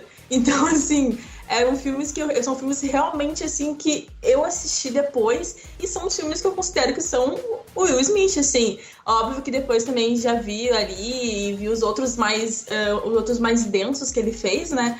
Mas ainda assim, eu acho que a gente conhece muito o Will Smith pelo blockbuster e pelos filmes de grande público, assim, vamos dizer. Mas é porque eu acho que ele conseguiu construir muito bem a carreira e a persona dele em cima desses filmes, que hoje em dia é muito difícil tu desassociar até um pouco a pessoa. Tanto que agora ele vai fazer um novo filme que acho que eu esqueci o nome, acho que é King, alguma coisa, que ele vai ser o pai da Serena Williams, né? Jogadora de tênis e tudo mais. Ah, sim. E assim, eu vi só vendo o trailer, eu já consegui, desassociar um pouco o Will Smith dos blockbusters, porque ele tá fazendo um filme um pouco mais dramático e tudo mais. Mas ainda assim, eu prefiro muito mais os filmes de blockbuster, eu vou ter que confessar isso aqui. Esses filmes são... O King Richard tem uma pegada, me parece, parecida com a do Procura da Felicidade, né? Uma história real, e aí ele vai como um figura paterna, daí ele leva todo esse lado emotivo, né? O que eu comentei, que também tá vindo, ele acho que tá em processo de filmagem, que vai ser um filme chamado Emancipation, que é do Antoine Fuqua, né? Do Dia de Treinamento e tal, que daí vai ser um filme de época. O Will Smith vai fazer, então, um personagem, acho que um cara escravizado que foge, enfim, é uma trama nesse sentido. Então, assim, acho que ele realmente tá voltando agora para uns dramas e tal, ele tá num outro período mesmo, né, da carreira e tal, que é bem legal também, mas eu acho que ele tem esse pé que ele tem no drama, vai realmente pro melodrama, né, ele gosta né, de tipo, fazer a galera chorar mesmo, né, e tal, né? Eu lembro quando fui assistir A Procura da Felicidade, o baque que foi, porque realmente o Will Smith pra mim era sempre ou a comédia ou os filmes de ação. E eu lembro quanto eu fiquei impactado com a força do filme e principalmente por ter o filho dele interpretando o filho dele durante o filme, assim. Eu lembro que foi um dos poucos filmes, assim, com ele que eu fiquei, tipo... Eu não chorei, mas sabe que ficou muito emotivo, muito reflexivo depois de acabar o filme. Você tinha assistido Ali, não? Ali eu não assisti. Vale a pena, viu? Eu preciso assistir. Eu não gosto muito de filmes de luta, mas Cassius Clay, Muhammad Ali, eu sei da importância total dele, mas eu preciso assistir. Um dos filmes que eu mais assisti do Will Smith, cara, eu acho que foi os Bad Boys 2, de tanto que reprisa em tudo quanto é canal, cara. Acho que o que eu mais vi foi o que veio antes da Procura da Felicidade, que é um dos mais engraçados, eu acho, que é o Hit, né? Sim. Verdade. É muito engraçado, e foi isso, tipo, ele veio do Hit, que é tipo uma comédia pra você rachar mesmo de rir, e aí ele vai pra Procura da Felicidade pra você chorar pra caramba. O que eu mais vi, eu acho que foi Eu Sou a Lenda, porque eu adorava muito esse filme. Achava genial. Então, esses filmes, eu gosto do Will Smith, sabe? E quando eu vi ele em Ali, ele me surpreendeu, e eu acho que ele me capturou como o ator que ele é. entendeu? Foi a partir desse filme que, tipo, eu fiquei, caraca, quando vai sair outros filmes dele e tal? Porque pra mim, a atuação dele em Ali é muito forte, assim. Depois ele lança, né, Mês de Preto 2, Bad Boys 2, Eu, Robô, né, aí já alguns filmes um pouco mais, vamos dizer, blockbusters, assim, e tal. Ele lança Hit e tal, e daí ele lança A Procura da Felicidade. Eu gosto, eu sou uma pessoa que gosta de A Procura da Felicidade, apesar de que eu entendo algumas críticas que algumas pessoas fazem ao filme, né, e tal, mas ele, de novo, fazendo a interpretação de uma biografia, né, que ele faz do Chris Gardner, eu gosto muito dessas atuações dele. Eu sou um cara que, tipo, todas as vezes que eu assisto, eu choro nesse filme e tal. E quando saiu agora esse filme que ele vai ser o pai, né, da Serena Williams, das gêmeas, né, Williams, as tenistas, cara, já foi um filme que eu curti, eu assisti o trailer e já curti, porque eu curto esse melodrama que ele faz, sabe, eu gosto dessa coisa emotiva, no momento de você subir a música e fazer a galera chorar, sentir, se conectar com a história do outro e tal, eu acho isso legal. E até falando um pouco sobre aquele lance que o Dani tava falando, do método, ele foi indicado 2 vezes ao Oscar, né, como a gente já falou aqui, por Ali e por A Procura da Felicidade. São 2 filmes que puxam a atuação dele para essa coisa mais pé no chão, mais terrena, né? Porque ele vai reviver a vida daquelas personas que ele tá ali. Aqui, nesse novo filme que ele vai lançar, provavelmente a gente vai ver isso de novo, né? Porque o filme vai puxar de novo isso dele e tal. Eu acho super interessante, eu acho necessário a gente ter um ator que consiga fazer esses filmes dessa forma, e que dê vida, né, a personalidades desse tipo muito importante e tal. Eu acho isso muito legal. Mas eu entendo que ele é um cara que eu acho que a gente ainda vai ver mais coisa dele, entendeu? Eu sinto que ele tem uma curva ainda de aprendizado que a gente ainda vai ver, sabe? Ele ainda vai chegar, quando ele estiver ali na época de Morgan Freeman, sabe? Essa galera, eu acho que a gente vai ver um Will Smith mais, sabe, com um peso, um estofo dramático assim, melhor, entendeu? Listen, you ain't no champ. You a chump. Float like a butterfly, sting like a bee. Oh, rumble, young man, rumble. Y'all want to lose y'all money? Then you bet it on Sonny. He know I'm great. He will fall in 8. Come on, you big ugly bear. I'll whoop you right now. 210.5. 210.5. The challenger. Cassius Clay, 210.5 pounds. Pelos filmes que estão pra vir dele, né? Pode ser que talvez a meta atual dele seja tipo, preciso ganhar um Oscar, né? Quero ganhar um Oscar, assim. Porque pode ser um tipo de projeto que ele vai procurar, apesar de que ele tá vindo também com Bad Boys 4. E sim. Bright 2, o primeiro Bright é muito ruim, não gosto. Você tá nos devendo uma história sobre Bright, Dani. Não, é porque eu vi o Bright na CCXP, né? Então eu assisti esse filme. Você aplaudiu de pé, não foi? Aplaudi de pé o Will Smith, não o filme. E eu lembro que eu vi o filme, daí logo depois ele entrou, né? O que é uma estratégia muito boa, porque como é que se o Will Smith entra no palco, você não vai xingar o filme ruim que você acabou de ver, você vai aplaudir. Né? Então gera uma coisa boa pro filme. Mas foi divertido e tal. E aí nisso que teve um momento que eu passei pertinho do palco, ele tava lá em cima e tal. Então eu estive bastante próximo dele, mas não cheguei também a pegar autógrafo nem nada. Você consegue saber se ele é cheiroso, por exemplo? Não sei se ele é cheiroso. Mas foi divertido, né? Porque ele chegou, zoou, cantou a música dele falou assim, e todo mundo gosta de mim porque eu vou cantar a música do Fresh Prince. Daí ele cantou a música do Fresh Prince of Bel-Air. Todo lugar que ele vai, ele canta. Porque, né, o cara sabe que vai e todo mundo vai gostar. Então é isso, tipo, ele é o showman, né, total, assim, chegou lá, fez a farra, e tava o Joel Edgerton, né, tava o diretor lá, o David Ayer, né, do filme, foi isso. Mas ele vai vir com continuação desses filmes, mais comerciais e tal, mas ele, pelo jeito, tá buscando projetos talvez um pouco mais, digamos que oscarizáveis, talvez, né, o próprio do Antoine Fuqua que eu comentei, então... Enfim, talvez seja um próximo passo aí dele, né? Em termos dessa caminhada, assim. Mas tem uma coisa legal, só pra emendar aqui, pra aproveitar, tem uma entrevista, inclusive, do canal dele no YouTube, né, que ele tem um canal super ativo, com muitos inscritos e tal, que ele comentou sobre essa questão de atuar, e ele falou sobre essa questão, né, de que a atuação que ele faz é no sentido de conhecer a si mesmo, ele se conhece e coloca o que é dele no personagem. Daí ele falou uma coisa super bonita, que ele falou assim, ó, quanto mais você entende a si mesmo, mais você entende o personagem. Atuar é a habilidade para as relações humanas, né, atuar é uma habilidade para as relações humanas, tipo, além de atuar pro filme, todo mundo deve conhecer a si mesmo para melhorar suas relações humanas, porque daí ele continua dizendo assim,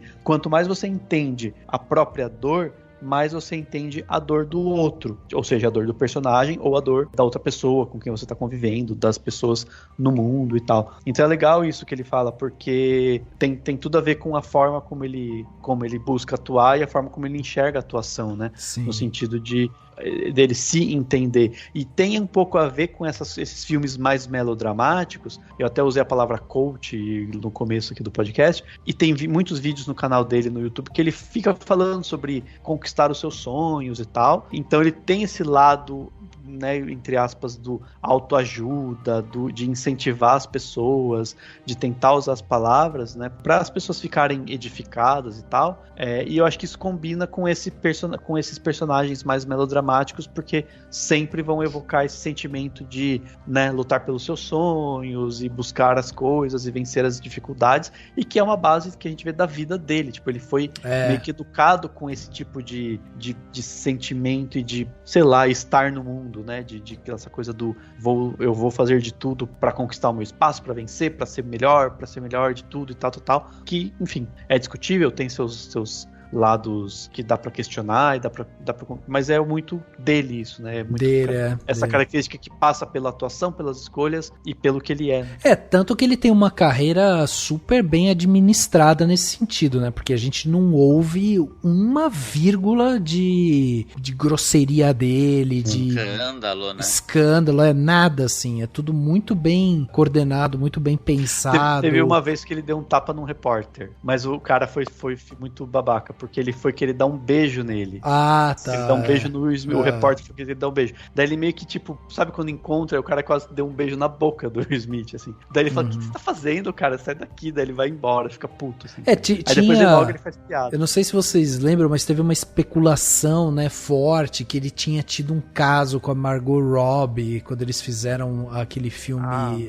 de espiões lá, né? As trapaças, né? E aí tinha tido, golpe duplo. É o nome do filme. Que tem o Rodrigo Santoro e tal. E aí tinha tido uma especulação de que, teve um caso ali entre eles, não sei o quê. Cara, isso nunca surgiu, nunca teve nada, ninguém nunca provou nada, tipo, é muito mais assim, surgiu por fonte, né, porque os dois tiveram uma química, né, os dois, tipo, dois símbolos, né, sex appeal, assim, né, e tal, então teve isso, mas assim, não teve nada, então é tudo muito, muito bem controlado, né. Eu acho que assim, hoje em dia é muito difícil, com rede social, com câmera o tempo inteiro, com as pessoas meio que, é muito difícil a pessoa enganar demais, né? Óbvio que todo mundo tem estratégia de imagem, faz parte, mas é muito difícil enganar demais. Então eu acho muito difícil que ele tenha porque ele é uma figura muito família, um paizão, ele tem essa imagem muito forte. Pode ser que ele, óbvio que ninguém é uma coisa só, todo mundo tem suas complexidades e tal,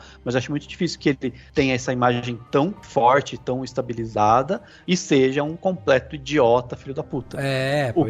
Né? Então assim, seria muito difícil e tal. Então faz muito sentido, assim, ele é um cara provavelmente, óbvio, ele deve, tem horas que ele vai pode fazer merda.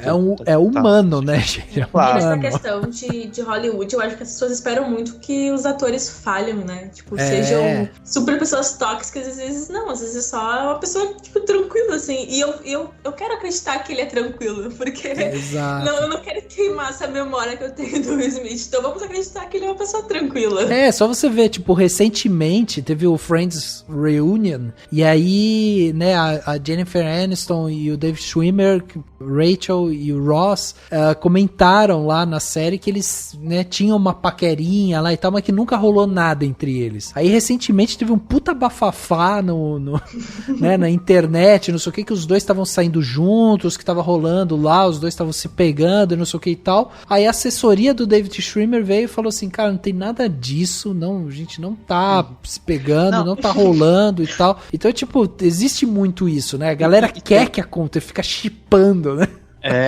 E esse caso que você contou, essa fofoca aqui, de tipo lá dele com a Margot Robbie, por exemplo, do Will Smith com a Margot Robbie, a gente precisa entender também que, óbvio que a gente sabe de histórias desde de casais que se formam filmando um filme e tal, até casos, obviamente, merdas de assédio e tal, mas a gente tem que entender que, mano, Hollywood é um ambiente de altíssimo nível profissional, sabe?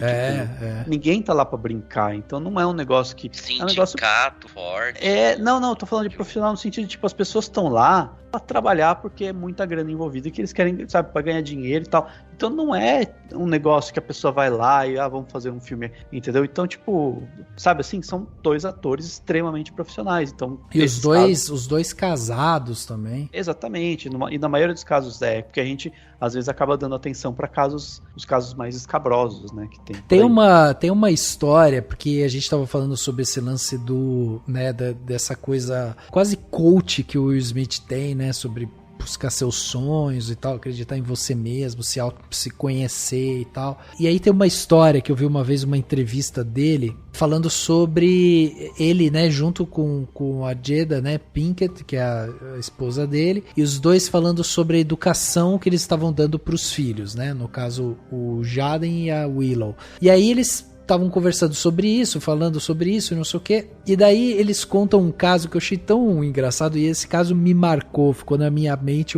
toda vez que eu tenho oportunidade eu conto ele. Eu acho engraçado, eles estavam contando que eles tinham criado um ritual dentro da família, que era assim, chegava um determinado dia lá e tal, eles faziam o círculo da família. E aí eles 4, né, sentavam assim em círculo, os 4 ali para conversar, e quando eles começavam essa reunião, que era o círculo da família, era um momento em que eles poderiam falar tudo um pro outro e tal, e que não ia haver punição. Então, por exemplo, as crianças poderiam sentar nesse círculo e virar pros pais e falar, eu não gosto que você grite comigo, por exemplo, eu acho que você tá sendo mal grosseiro, sei lá, entendeu? Podia falar qualquer coisa, as crianças podiam falar e os pais tinham que ouvir e tal. Então era o círculo da família, e era um momento de ser 100% honesto, e todo mundo podia fazer, tinha que ouvir o outro falar, escutar e absorver aquilo, não era pra sair bravo, puto, não sei o que, eles tinham que resolver ali, era esse o círculo. E aí ele falou que conforme as crianças foram ficando mais velhas, pra ele foi ficando ruim esse círculo, porque tinha momentos que eles faziam o círculo da família, e aí a Willow ia lá e queria perguntar alguma coisa sobre menstruação, por exemplo. Porque no momento... E aí ele ficava super constrangido, e daí tinha horas que ele falava assim, viu, conversar de repente com a sua mãe só lá no quarto, conversa só vocês duas lá e tal, e resolve. E cara, eu achei tão legal isso, porque é isso, né, você parte de uma coisa quase mitológica, sabe? Uma coisa de, nossa, é o círculo da família, honestidade pura, que legal, e não sei o quê, pra uma coisa, tipo, super terrena, que tipo, nossa, não aguentava minha filha ficar falando da menstruação dela, por exemplo, sabe? Eu ficava altamente incomodado. E eu acho que isso representa muito o que é o Will Smith, sabe? Essa transição entre o cara que é tipo hiper talentoso e depois ele super humano, assim, entendeu? E aí quando você segue ele, inclusive nas redes sociais, o canal dele, né, que ele tem desde 2017, ele é ativo no canal e tal, você vê muito isso, tipo, recentemente ele tava fazendo umas fotos dele gordo, porque ele pandemia, o cara engordou, e aí, tipo, ele ficava segurando a pança dele ali, mostrando pra câmera, falando, aqui ó, tô gordo, é isso mesmo, sou isso e tal. Diz que ele demorou muito até pra aceitar isso, ele era mais preocupado, né, com o corpo e tal, ele... Há pouco tempo que ele percebeu que, tipo, ele pode mostrar e tal, também tem isso, né.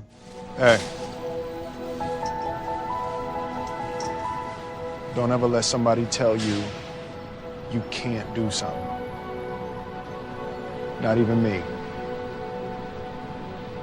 All right? Alright. You got a dream, you got to protect it. People can't do something themselves. They want to tell you you can't do it.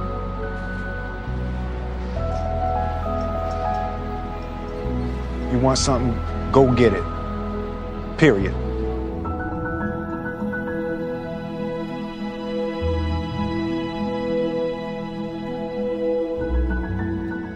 Tem uma curiosidade lá do primeiro filme, né, que a gente comentou, um dos primeiros, né, o primeiro que ele... Esse 6 graus de separação, o personagem dele é gay, tem uma cena de beijo dele com um rapaz. Eu não vi o filme ainda, mas eu achei esse filme porque não tá em lugar nenhum e eu achei ele... Aliás, pessoas que estão ouvindo, quem quiser, vai no meu Twitter, qualquer coisa eu posso ver de mandar. Encontrei o filme. Mas não é difícil de achar. Enfim, e nessa cena, o que eu tava lendo assim, é que o próprio Will Smith, claro, ele era, né, novo e tal, ele se recusou a fazer a cena de beijo. E aí eles fazem tipo uma cena meio, tipo, efeito de câmera, sabe? A câmera de um jeito, de um ângulo que parece que eles dão um beijo. E aí ele teve uma entrevista também que ele deu, que ele meio que fala assim, hoje sou mais maduro, eu já encararia de uma forma diferente, né, a cena e tal, como, né, eu faria a cena. Mas enfim, é interessante isso também, tipo, você vê nessas histórias como que ele foi crescendo como pessoa, ficando mais maduro, e no começo ele tinha essas coisas, né, de ser um meninão, de ser tal, e isso esbarrava em várias questões, né, aí tem, por exemplo, a do próprio, do filho dele, o primeiro, o Trey, quando ele separou, ele ficou um tempo meio afastado do filho, né? Uhum. E foi um processo, um tempo depois que ele casou com a Jada, dele se reaproximar do filho, muito por influência da Jada também, dele colocar o Trey junto com os outros filhos dele, e, inclusive eles são próximos da Shari, né? Que é a... Como que é o nome dela? Primeira esposa. Que é a primeira esposa dele. Então, e foi a Jada que teve essa coisa de aproximar os dois, de fazer ele voltar a falar com a ex-mulher, de fazer ele, né, tipo, então ele teve um processo interessante até de ver, de maturidade mesmo, né, óbvio, sim, como todo ser humano, obviamente, mas de você ver na história dele isso, como que ele tinha preconceitos e tinha seus problemas familiares, e aí ele foi melhorando muito por conta de ser esse cara família e muito próximo da Jada, né, eles são esses casais muito unidos em tudo, né, assim. Ô Henrique, você quer falar de Esquadrão Suicida? Não, porque é o filme que ele produziu, ele atuou e o filme levou 750 milhões de dólares pra casa, e é o filme de super-herói que o Will Smith tem no currículo dele aí. Não, só o único, né? Acho excelente você levantar a bola pra eu fazer um jabá. Uhum. E agora esse episódio aqui de Cinemação sai sexta. E na próxima segunda, Geração M vai falar do Esquadrão Suicida. E vai falar do James Gunn. Mas certo, é o Esquadrão Suicida sem Will Smith. Uhum. Por que ele não tá no novo filme, Henrique? Pô. Porque ele ficou assim... Vamos dar um espacinho pro Idris Elba, fazer o personagem aleatório, praticamente igual. Cara, mas eu só vou comentar. É que tem essa noção, eu acho que o Will, ele é muito individualista, talvez, com relação aos filmes que ele faz, porque ele sempre quer ser o protagonista. Então, tipo, ele não gostaria realmente de dividir nenhum filme com ninguém, tanto que o Esquadrão Suicida tá aí pra provar, né? Sendo que quem é um dos principais é a Margot Robbie, né? Uhum. E a gente até tinha comentado sobre que ele tinha feito outro filme com ela, e se tivesse rolado alguma coisa entre eles e tal, teria... No ano seguinte eles filmaram o Esquadrão Suicida, então podia reverberar de alguma forma. Sim, agora, a Júlia falou esse não é o único filme de super-herói. Nossa, Hancock é um dos filmes que com ele que eu menos gosto. Eu acho tão chato aquele filme. Insuportavelmente chato. Sim, mas é baseado em quadrinhos, né? O Hancock também, né? Ou não? É só um super-herói? Cara, eu acho que é meio que uma paródia. Eu não tenho certeza se é ou não. Não, mas pô, com o Will Smith fazendo um filme da DC, que o Henrique adora DC, e aí o cara não consegue falar aqui direito sobre o filme. Inacreditável. O filme de 2016, o filme com alta aceitação do público, né, Henrique? Esquadrão Suicida. Ó, tem um podcast de cinemação inteirinho da gente falando desse filme. Exatamente. Detonou. Exatamente. Uns 300, 200 episódios pra trás. Mas assim, eu gosto muito do Will Smith como pessoa, como ator e tal, mas tem muitos filmes dele que eu não acho tudo isso não, sabe? Não é. O próprio Depois da Terra lá, que ele fez, né, com o filho dele, é muito fraco aquele filme. Não, exatamente. Tem acho que o Sete Vidas também, né? Sete Vidas. Bem mais fraquinho. Ele tem uns filmes meio... acho que nessa busca por fazer esses dramas e alternar com um filme que ele quer que sejam sucessos comerciais, ele acaba fazendo uns mais, né, mais ou menos, assim... né, mas sei lá, tem umas... depois aqueles... Ele entrou numa vibe, né, de fazer alguns filmes, tipo o próprio Beleza Colateral, né, que... Beleza Oculta. Beleza Colateral é o título em português de Portugal. O próprio Beleza Oculta, que ele faz um papel que lembra muito Sete Vidas, assim, tipo, é tudo meio... né, uma coisa meio parecida, assim, tal. Então eu acho que ele tentou tatear o nicho ali, mas, né, não pegou muito, não. Eu preciso de um dia inspirado pra assistir Beleza Oculta, que eu não vi ainda. Eu também mas... eu acho que você não precisa, viu, Dani? Deixa pra lá. Não, mas às vezes é bom ver filme assim, tal. Mas, enfim. Um filme que eu gosto muito dele é o Eu, Robô. O Robô é legal. Se vocês lembram, tinha um barzinho aqui em Itu que a gente ia bastante, nós três. Eu não lembro qual que era o barzinho, era um barzinho aqui no centro, e que eu acho que o dono do bar só tinha 2 DVDs. Ou ele tinha o Eu, Robô e ele tinha o Minority Report.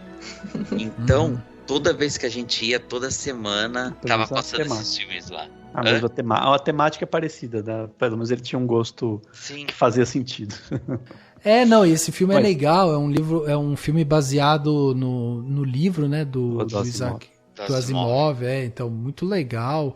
O conceito também é muito legal, né? Dizem que ele teve, não foi nesse filme que ele teve um papo com o Steven Spielberg, que sugeriu pra ele, pega o Eu, Robô, um filme legal pra te fazer e tal. Parece que teve um lance assim, sabe? Uma indicação, uma sugestão do Spielberg, alguma coisa assim. E eu acho realmente, esse é um dos filmes que eu acho legal dele também. É um dos poucos filmes que ele fez no sentido de ser uma coisa mais futurista, né? Porque você pode até pegar Homens de Preto, por exemplo, tem um lance meio futurista, mas ele também é meio de hoje em dia, assim, né? Ele não avança tanto no tempo, ele tem mais umas coisas relacionadas a outros planetas, outros seres e tudo mais. E o Robô não, é uma coisa mais futurista, então é uma coisa um pouco diferente, inclusive na cartilha dele, né, de atuação e de tipo de filme. Ô, Júlio, eu ia te perguntar, você estava falando dos filmes que ele fez, né, tipo, que você gosta, tipo Bad Boys e tal. Tem algum dessas franquias que ele fez que é o que você, os que você mais gosta? É Bad Boys mesmo? Ou tipo, Homens de Preto entra na lista também? Eu acho que talvez seja Homens de Preto, porque eu vi muito esse filme quando eu era criança, assim. Tipo, passava tanto na TV, tanto. Sabe aquela época de TV aberta mesmo, que o filme cansava de passar na TV, e talvez seja o filme que eu mais tenha visto dele. Só que aí eu falei sobre Eu Sou a Lenda, porque na minha memória, tá tentando puxar, eu acho que é o primeiro filme do Will Smith que eu tenho uma noção, assim, de lançamento. Ali em 2006, 2007, assim, que eu olhei, assim, e pensei, poxa, tá lançando um filme do Will Smith. Antes disso, eu não tinha tanta noção de quem era a pessoa em si, né? Sabia do Will Smith, mas ali em 2007, mais ou menos, quando eu tive noção realmente de, ok, Eu Sou a Lenda lançou, e aí eu conheci o Will Smith. E foi, assim, um filme que marcou muito, assim, por eu ter essa visão de quem já era o Will Smith, sabe? Interessante. E tem, acho que é importante falar também, é muito, assim, tem umas notícias mais antigas, mas existe um projeto de um remake do Maluco no Pedaço, né? Tem, sim. Essa semana que a gente tá gravando o podcast, semana que tá saindo o episódio, o Will Smith, ele anunciou pro rapazinho que vai fazer o remake do Maluco no Pedaço. Que vai fazer o papel dele, né? Que vai fazer o papel dele. O Will Smith vai estar só como produtor, né? E ele fez uma live e falou pro ator na live, você que vai se fazer o meu papel e tal, né? Reviver, na verdade. Na opinião de vocês acham que precisa realmente? Então, eu gostei da proposta porque não é uma coisa igual, né? Tipo, não vai ser uma sitcom. Mais voltada ao drama, né? Que vai ser mais dramática. E eu acho que faz muito sentido, porque assim, primeiro que já tem a sitcom, o Maluco no Pedaço, que é pra ser engraçado e tal. A gente não tá mais num período em que as sitcoms fazem sucesso. Claro que tem sitcom, mas não é o principal, né? Então, eu vi um trailer que acho que é uma espécie de ideia que eles fizeram, tipo quase que um piloto, né? É um trailer piloto, assim, que fizeram, em que até é engraçado porque ele chega na casa, é um personagem, né, do Will chega na casa dos tios ricos e tal, mas, por exemplo, já não tem um mordomo, porque hoje em dia absolutamente nenhum ser humano tem um mordomo em casa, né, espero. Então, assim, já é uma coisa que já muda isso, né? Depende, nas novelas da 9 da Globo, todo mundo no Rio de Janeiro tem mordomo, sim, as famílias ricas. Não, pior que nem, mas enfim, a impressão que dá pelo trailer é que ele vai ter uma pegada meio dessas séries tipo Euforia, né, esses dramas que tem por aí. E se o filme, se a série souber explorar os temas interessantes, ela só vai repetir a premissa, né? Então vai ser um personagem de origem pobre que chega pra morar com os tios que são muito ricos e ele vai viver com isso. Uma coisa até meio OC, né? Assim, meio Deus sim, mas tipo...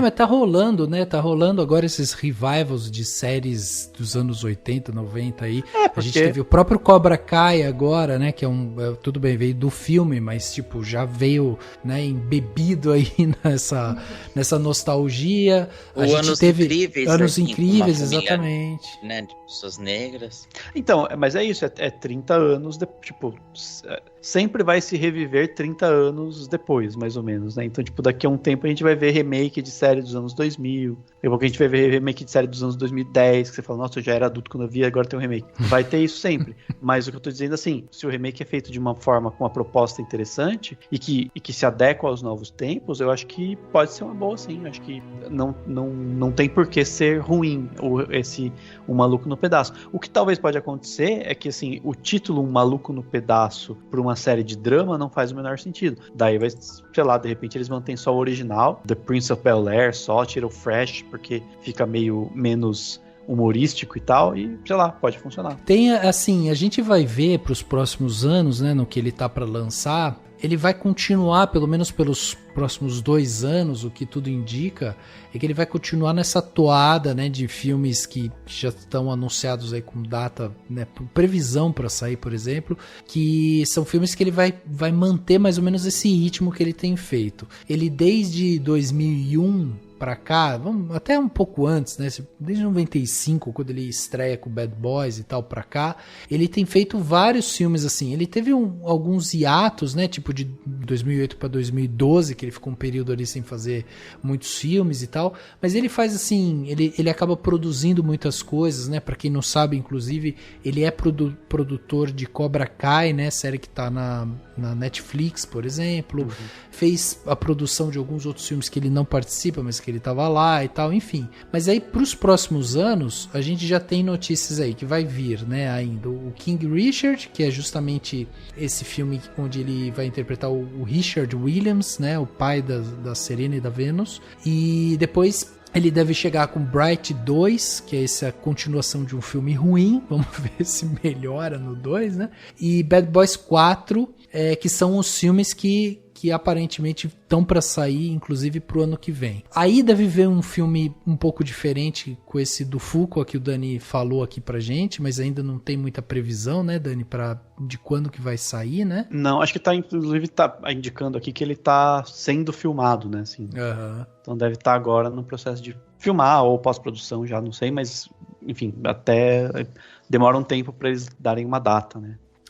A gente vai ver ele saindo mais ou menos com esses personagens que, né, alguns que a gente já conhece, já viu mais ou menos ali como funciona e tal. Fato é que o persona Will Smith, que a gente veio falar aqui, é um cara importante hoje, né? Importante dentro da sua geração, importante dentro da profissão, importante dentro do mercado, né, cinematográfico americano, e ele tem esse carisma que é meio que unânime, assim, todo mundo entende que ele tem isso, todo mundo percebe, né, o posicionamento dele, e é um cara que ainda vai, né, ficar muito tempo nos presenteando aí com as suas atuações. Como eu falei, eu acho que ele ainda tem muito a nos entregar, né? A gente ainda vai ver uma evolução dele dentro do cinema. É um cara que vai fazer agora, no final de setembro, 53 anos e que, tem pelo menos aí uns 20 anos ainda de carreira pela frente, então tem muita coisa que... pra mais. Então tem muita coisa que a gente ainda vai ver dele. É um ator excelente e vamos ficar de olho, né? Porque é um cara que realmente merece essa atenção, é um cara que tem realmente esse carisma e que com certeza vai entregar muita coisa boa pra gente aí de tempos em tempos.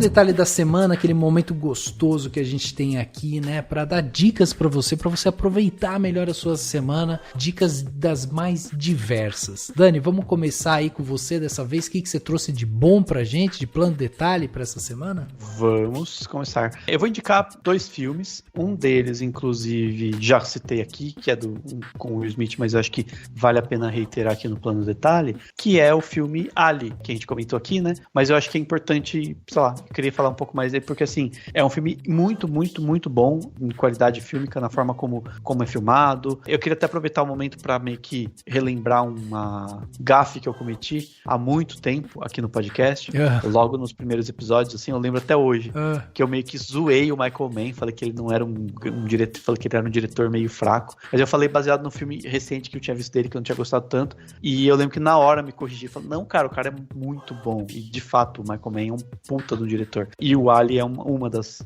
provas disso. Enfim, eu acho que é um filme que quem não viu tem que ver, assim, vale muito a pena. Ele tá disponível no Telecine. Enfim, vale muito a pena mesmo. O Will Smith tá muito bom, a produção é muito boa. Ele tem aquela característica de filme biográfico que tá mostrando tanta coisa que às vezes ele fica ou um pouco episódico ou parece que, sabe, faltou uma liga, sabe? Mas acho que é meio que é difícil fazer uma biografia, né, de alguma personalidade sem cair nessas situações. Mas, enfim, é um filmaço, vale muito a pena. E eu vou indicar também um outro filme, que é O Mistério de Candyman. Porque estreou o novo Candyman, né, o filme novo da franquia e tal. Não sei se da franquia é um remake, talvez. Nem é um remake, né, é uma releitura. Ele é uma continuação do primeiro filme. Ele é um soft reboot, mas ele continua... O primeiro filme ainda vale, mas o filme 2 e o 3 não. Caraca, agora tem soft reboot. Mas sendo filme bom, eu um quero reboot de levezinha. Pois é. Mas esse filme também tá no Telecine, inclusive, o Mistério de Candyman. Ele é de 92, se eu não me engano, ou 93, e 92, também impressionante como ele tem uma qualidade absurda, assim. Ele é, né, um filme de terror. A atriz que faz a protagonista tá a cara da agente Scully, né, do Arquivo X, mas ela tá muito parecida e tem uma pegada, tipo, que ela tá investigando, ela é uma pesquisadora, tá querendo ir atrás do Candyman e tal, descobre as coisas dele, e o filme tem toda uma questão da leitura que se pode fazer do mito, né, dessa lenda urbana, da leitura que se pode fazer de questões psicológicas das pessoas, dos personagens. Ele tem um elemento racial também, e obviamente que o remake, né, vai rever isso até de uma forma talvez com mais ênfase ou mais atualizada, enfim, mas ele tem esse elemento, é muito, muito interessante, e é um terror de um nível absurdo, assim, de qualidade, mas tem um pouco de gore, tem a coisa,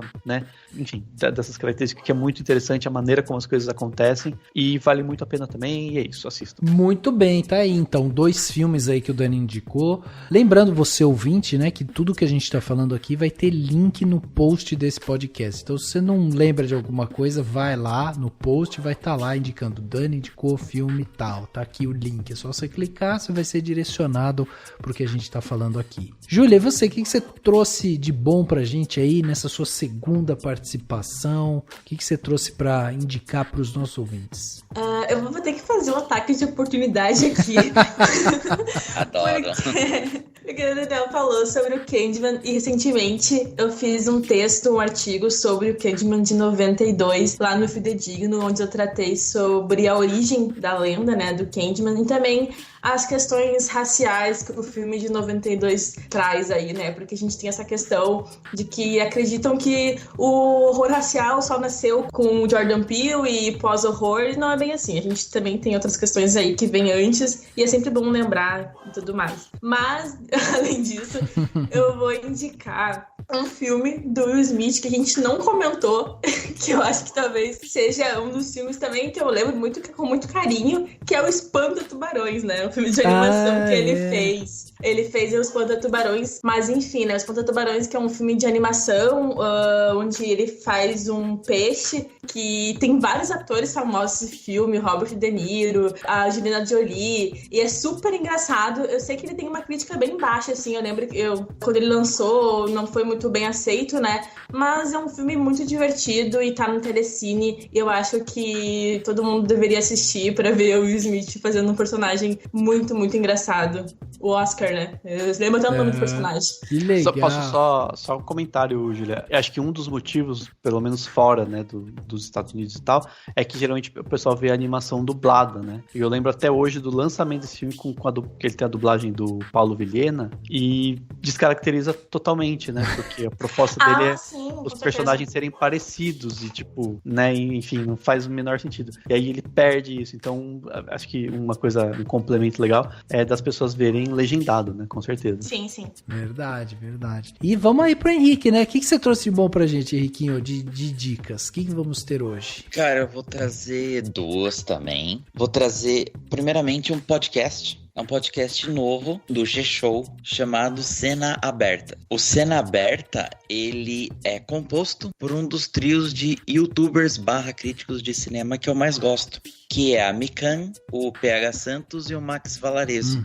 A Mikan e o PH, o canal deles é praticamente o nome deles mesmo, né? A Mikan com 3 N's no final. E o Max Valarezo é o do canal Entre Planos. E é bem legal o podcast, já saiu semana passada. Eles vão ter episódios de quinta e de terça-feira. E eles vão falar sobre cinema em geral e notícias, né? Acho que tem um dia lá que é sobre aspectos gerais do cinema e no outro dia é notícias, assim, as novidades.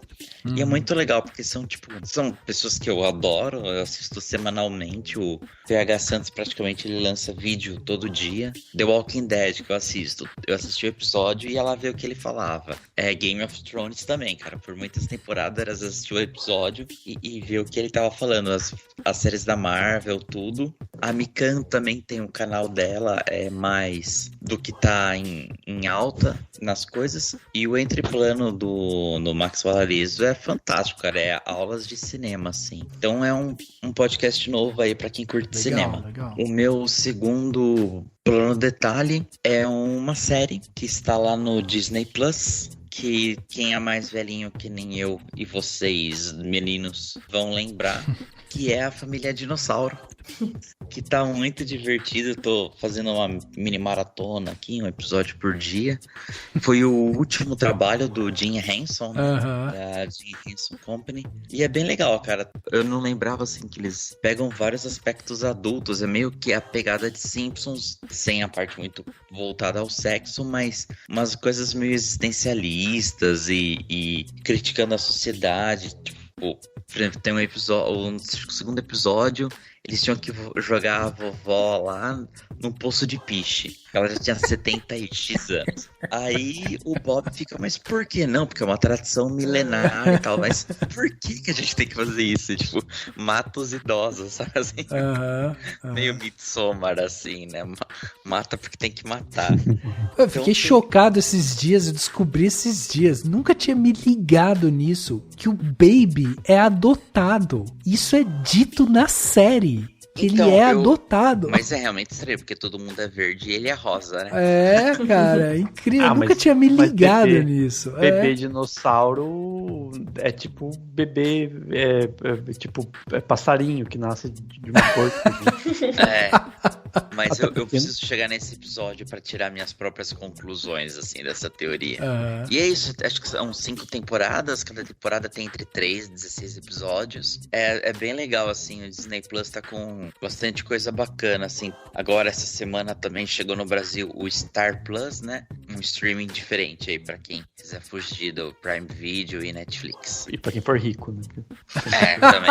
Social. Tá ficando caro, porra. Ai, muito bom, muito bom. E você, Rafa, seus planos detalhes? Pois é, para eu terminar aqui os planos detalhes dessa edição aqui do podcast, vou dar 2 planos detalhes aqui. O primeiro, lá no YouTube, né? O Eduardo Bueno, Peninha, foi no Mais Que 8 Minutos, o podcast do Rafinha Bastos. E, cara, depois que eu vi esse episódio, eu liguei pro Dani chorando de rir, porque eu achei tão engraçado. O Peninha é esse personagem ranzinza, né? Inteligentíssimo, que desconcerta qualquer um, assim. E o episódio é muito bom, é muito bom. Peninha conta a história dele, fala sobre a história do Brasil, das opiniões dele lá e tal. E o papo é muito legal, assim. Quem não conhece o canal dele, né? Um canal essencialmente voltado para a história do Brasil. Ele conta a história de Dom Pedro I, vai falar dos presidentes, né? O Collor, conta a história do Lula também, né? E sempre muito calcado na história, porque o Peninha é um cara que lê muito, escreve muito, estuda muito a história do Brasil e é um personagem assim incrível. O Dani já deu aqui um tempo atrás no plano detalhe, irem até o Buenas Ideias, né, que é o canal dele, mas eu tô trazendo esse adendo aqui desses planos detalhes antigos aí, que é ver a entrevista dele no Mais Que 8 Minutos, porque é muito engraçado, né, Dani? Você não curtiu? O humor dele combinou com o do Rafinha Bastos, então tipo, sim, ninguém fica desconcertado, né? Não. E o mais maravilhoso é que o trecho que ele falou que ia viralizar, viralizou mesmo, né? Dele xingando a Jovem Pan e tal. Exato, exatamente. Isso foi muito legal, cara. E ele é um cara muito bom mesmo. Depois ele soltou um vídeo no canal dele falando sobre podcast. E aí eu adorei, porque no canal dele ele fala assim, gente, podcast não era pra ouvir? Aí eu vou gravar podcast, os caras têm câmera, equipe de filmagem, não sei o quê. Caraca, eu achava que era pra ouvir esse negócio, né? E é pra ouvir, gente.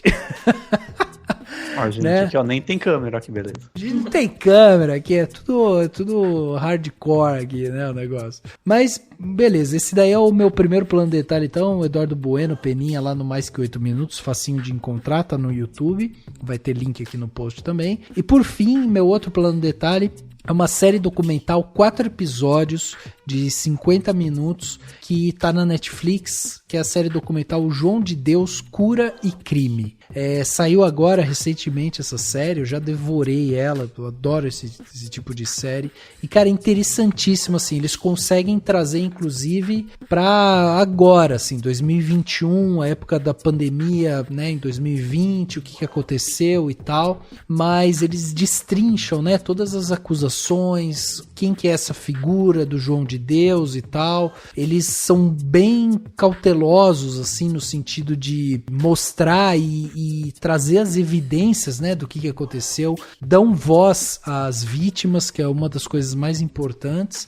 E aí eles falam, eles têm são 4 episódios só, mas ali no terceiro episódio, mais ou menos, eles vão falar um pouco sobre a questão do feminicídio no Brasil, o 5º país no mundo que mais mata mulher, né? Então eles falam muito sobre isso. Contam a história da filha do João de Deus, que também foi abusada por ele e tal. Então, assim, é uma história que, pra quem não acompanhou na época, eu acho que ela te posiciona, ela mostra o que foi isso. O que mais me chamou a atenção na série, na verdade, foi, mais uma vez, a gente conhecer um caso relacionado justamente a essa coisa do curandeirismo, da espiritualidade e tal, né? Como a gente já viu em outros momentos isso acontecendo, que é aquela coisa que a gente tem muitas vezes de jogar a responsabilidade para um outro ser, que é um ser mais iluminado, é um ser que detém, né, os conhecimentos ali, e a gente joga a responsabilidade para ele nos dar a resposta, e aí a gente fica meio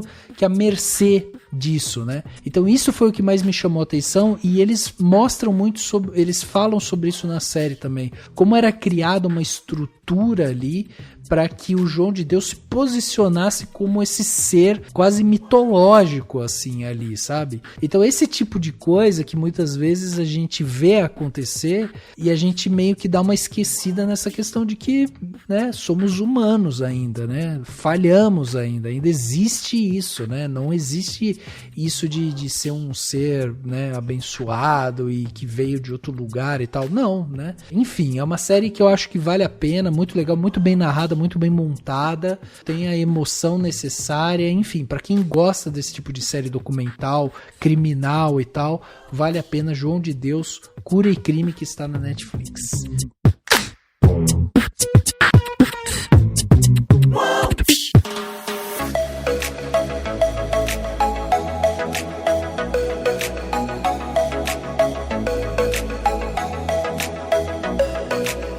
Chegando aqui no final desse podcast Cinemação 429, a gente conversou aqui, bateu esse papo sobre vida e obra de Will Smith, o Willard Carroll Smith Jr., né? Esse ator aí, produtor, rapper, apresentador e tal, que tanto já fez, tanto já entregou pra gente, né, de arte, de obras e tudo mais. E eu queria agradecer aqui a presença da Júlia, que veio mais uma vez aqui ajudar a gente a fazer essa conversa, esse papo. Júlia, muito obrigado, e deixa seus contatos, né, rede social, site, como que as pessoas fazem para ver o que você tá produzindo aí. Primeiramente, é sempre um prazer estar aqui com vocês, falando sobre cinema e sobre tudo desse mundo maravilhoso e fantástico que a gente gosta tanto. E para encontrar a minha pessoa, vocês podem acessar lá o meu Instagram, que eu tô sempre falando também sobre filmes e postando tudo que a gente faz lá no Fidedigno, né, que é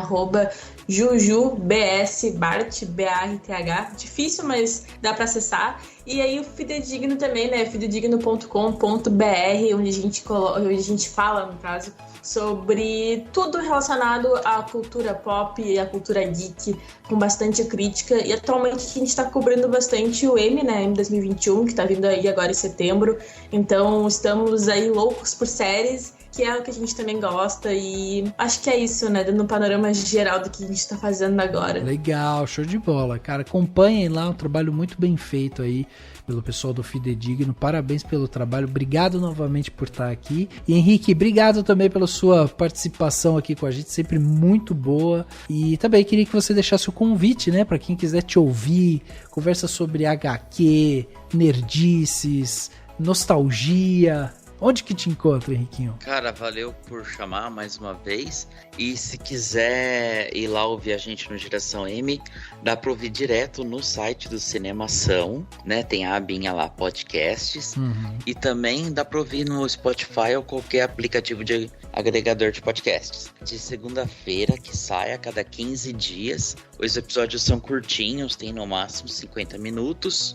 Tá bem divertido aí, como eu já dei um spoiler, o próximo aí a gente vai falar do James Gunn e do novo filme do Esquadrão Suicida de Quebra. Então aproveita aí pra ouvir um pouquinho o que a gente achou. Muito bem, tá aí então. Dan, obrigado por mais uma participação aqui com a gente, Dan, um papo dessa vez biográfico, hein? Estávamos devendo e agora está pago. Estavam devendo, espero que todo mundo goste. Obrigadão, Júlia, pela participação, valeu, Henrique, por estar aqui com a gente.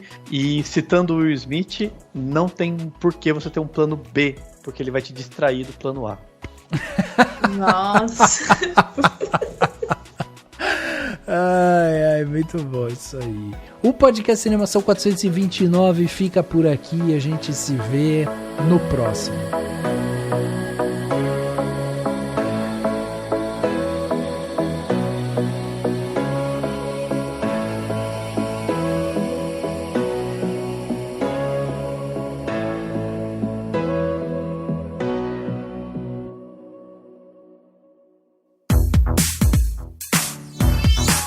Esse podcast foi editado pela Isso Aí Design.